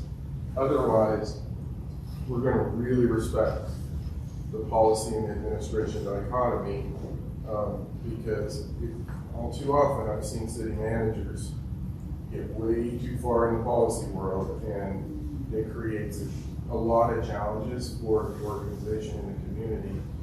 And at the end of the day, it's not about what I want. It's about what the 7 of you want and what marching orders you're going to give us to do. So I think when you want us involved and say, okay, kind of what Johnny did. In my profession, the question came in and Johnny said, in my professional opinion, I think these are reasonable things to look at. If the question doesn't come, we're going to respect that dichotomy in the process. And so I think, and we can't guess. So I think the more overt you are to say kind of what you just did, what are the policies that you need to run through first as we're moving through this, then we can very clearly come back and go A, B, C, D, E. That's probably the biggest thing, and I think that's the most, in the council manager form of government, I think that's the biggest thing you all can do to help us, is to engage us when you want us in the policy conversation. Also, be very clear to say, this is in our realm, we want to kind of do this too, because the more open we are in that process, the better we're going to function as a team. So to that point, that's a good question. I've been talking to Joni, to Susan Bartlett, to David Hornbacher about when is a good time to bring up a motion for all new development to be electric. And because that will be a policy that's going to affect staff immediately. And if we're going to, that goes right to how can we help staff? And so I'm waiting, taking their advice to do that. So I think your point is well taken. What are we doing? But they don't want to make policy, and I don't want to make motions that are going to make them do things that is not in the right timeline. Yeah. And I completely agree with that. Yeah. And that date is sort of squishy, on the beneficial electrification plan, that it's there. But, I mean, you're probably hearing that it's out there too late. I think it's out there too late, and it'd be great. We should have done it a year ago, but we didn't. So going forward with the new codes that are coming out, with the new direction that staff has to go, how can we get this implemented at on your timeline? Yeah, I think. And on our timeline. I think the answer was when the mayor asked the question is, and I don't want to step on your answer, but what Johnny told me is, let us just do it as part of our overall code, I think. Exactly. Because it's easier for us to contain it in that versus, doing one here and one here. Right, do it now, and then we have to redo it or tweak it, and that's what Susan told me as well, is that though some of the updates she's waiting for are way behind, she should have already had them. So Because the other side together is important. Yeah, so the other side for you all, the stakeholder engagement is incredibly important, because the last thing we want is somebody to come and go, we didn't know anything about this, we weren't part of the conversation, because what that does to all of us is just then make it take longer and take more time. So your point, Harold, when you were talking about building affordable and attainable and squeezing everything, the gas line is a problem because the width of the street has to be enlarged, I guess. In order to. It's the general setbacks, Yeah, so, and it is less expensive in some projects to eliminate the gas lines, which we talked about. So anyway, working through that, I make sure the motion is correct. All right, I see people kind of getting their stuff together. The very last thing. Okay. Go ahead, Harold. What do you all need from us, and what can we do for you? You asked the question of us, now it's my turn to ask the question of you. What can we improve on, what can we do for you? Any comments? Okay, so this, my son calls this a bird walk. So I'm on a bird walk for just a minute. So I forgot to talk about this, but somebody brought it up about our vision. Our vision, we just started something about City council vision. the one. The work plan. Yeah. Okay. There's a feeling that there's something we've got out of that. Just Something about being the luckiest baby to be born here, Yeah. and then, we basically go to the end of your life. It doesn't say anything about working and having a family here. I thought, oh, okay. I think maybe we should consider just what that means, because I think people, and I take that as a feedback that people are not able to work here. That's- I think What what about that the is, other yeah. Children are most fortunately born and Older raised. adults, Okay, older adults are adults, supported all by people. their entire culture. and all people have access to Yes. shelter. Because that, we did have those conversations, and Okay. so, the vision statement is just a statement. It's not a, a paragraph or an essay. It's really simple. So how can we encompass where that inclusivity is for all ranges, but in a short statement? Okay, I mean to. Yeah, I Keeps the just- tempo, yeah, not just no. enabling it. Yeah. Did you So come that's- back to your son? Yeah. Go back, yes. And then one of the things the staff told me when I first orientated here was to ask questions. Maybe a follow-up question to me. When is a good time to ask questions? Because our pace is pretty quick. So different. As soon as it hits your mind, honestly, I think that's the easy answer. As soon as you have a question, and I think for all of us it varies, for me, anytime you have a conversation and you want to talk about something, I say go to Erica and she'll get it scheduled. And also being clear with Erica, like this is pretty urgent because it's on the council agenda and then she works with me to start moving my schedule so we can get into it.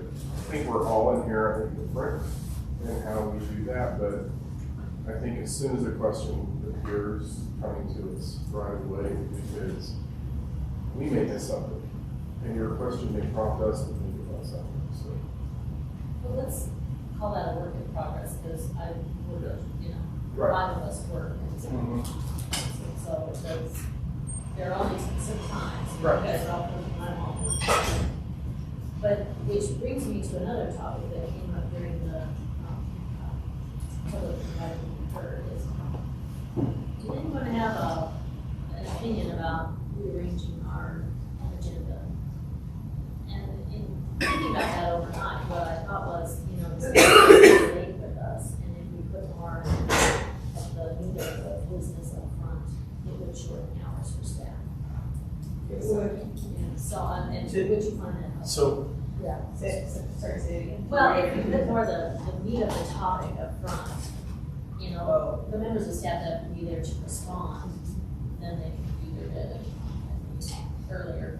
so it's kind of structured that way. So what we're trying to balance is, so the consent agenda, we have a lot of staff there in case something gets pulled. And so that's on the front end because once you all get through their items, then that concludes. And then, so we work down to those that are the more exhaustive items.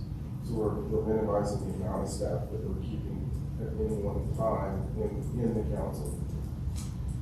I think if you're referring to what Eric said, I think what I also took out of it, and this is a much different conversation, you all have kind of stepped there anyway, is do you make public, and I've seen cities do this. The first public invite to be heard is related to items on the agenda. The second one in the end is just general public invited to be heard, because that lets people start moving through it. And I just knew kind of what Eric was talking about, because he and I had that conversation of, I can't be here all night, and I want to just talk about an item that's on an agenda.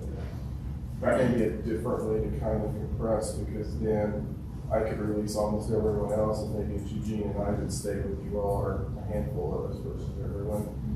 I'm not sure how this community would take it. So, I mean, that's a different way to do it, but we're already kind of structured to start ejecting people out early. What would it do if we put the second readings first on the agenda and first readings second on the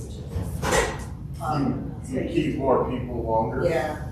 Yeah. Yeah, we would have more people speaking to the second readings. However, it's true, it's sometimes hard to wait that long. It is. That's 9:30. Yeah. But I think we've cut public invited to be heard as slim as we can, to be honest. And we are there for the public. And I would hate to say Lance Whitaker and Strider can no longer come because they're not talking to the agenda. Well, they have to wait for Right, yeah, and sometimes they do wait. But is that really our purpose? And that's debatable, I suppose. I think it is debatable. At the same time, what is on the agenda for those who are coming to speak regarding what's on the agenda should be first and foremost, I think. And then anything after that, then that's totally fine. I enjoy them as well. But I do think that you set an agenda for a reason, and those who come to speak on regarding the agenda should be speaking first. That's me personally. That's how I see it, but. We had that one where there were at least 3 children, stayed there quite late, actually, they all did marvelously, but, yeah, you have to, if you're a working person, you bring your child, you should expedite. That's good. What about presentations? Do you think that they should be up front or after the consent agenda? You mean like the Silver Creek? Yeah, they're gonna be special, they're gonna be presentations now. Yeah, I think that should, I like that, that's fine, because I think the entire public should see that. I agree. So that is fine with me. So, but for me, it has to be equitable. We either do all presentations up front, not just Silver Creeks. I mean, if there's a presentation of, proclamation, Yeah, pretty. all those should be up front. Okay, those all are. Yeah, now, as we just speak to the agenda, as that's where I was coming. I agree with that too. I think So that the general public can see all of that. Yeah. So public invited to be heard should be agenda items only.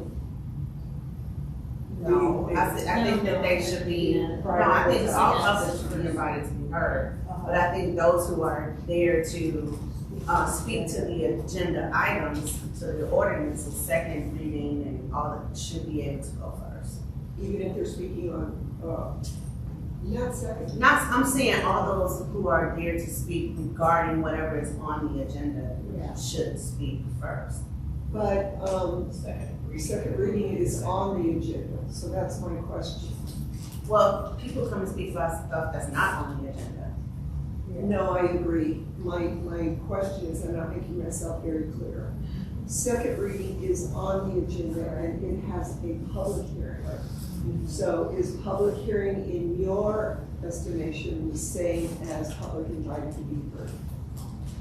I think we're talking about public hearing should be first. Yes, because it is public. That's what I'm asking. It is specific to something on the agenda. It is specific to something that's on the agenda. Yeah. But then, excuse me. That's okay. That was where it was going, Yeah. flipping the two. Yeah, I mean, And it's- it means the staff has to be there longer to, maybe the staff could come later, except for the people who are on the second reading issues. A lot of them stay there, they don't go home. Listen, I know we don't have a lot of study sessions, but since we decided that study sessions. That's the definition of a regular session. What do you all think? You all are there and stay there all night. It shouldn't be long. I mean, I wanna ask the staff who's usually there every Tuesday night, what do you all think, honestly? I mean, we're in a retreat, so. Yeah. Would you rather to keep it like it is? And that's fine, if you do, I don't have. I think because for me, I usually stay the whole time, so I'm there the whole time, so it doesn't matter for me. For folks who do present and then go home because they have to with kids and whatever, it's a different story. Sorry. I feel like we're in it to win it. We We are at the end. I'm the aspiration anyway, so. I would say that sorry, say that, Jim? I finished. Let's go around real fast. Stay where we are, change the agenda. Shakita, Come back to it. let's come back. Yeah, we can come back to it. Yeah. Just ask anything. How often I is the saw the email as presentation well. on the second ordinances that are gonna be voted on? Like in the same night? They say what? So like, Depends on the topic. okay, so like, it doesn't make sense to read second hearings for ordinances first, if there's gonna be a presentation about that day, you know? That makes sense.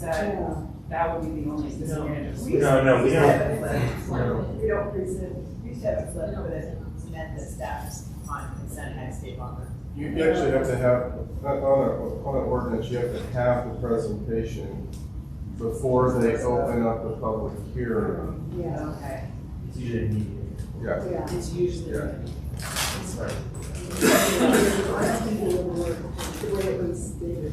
All right, one last thing.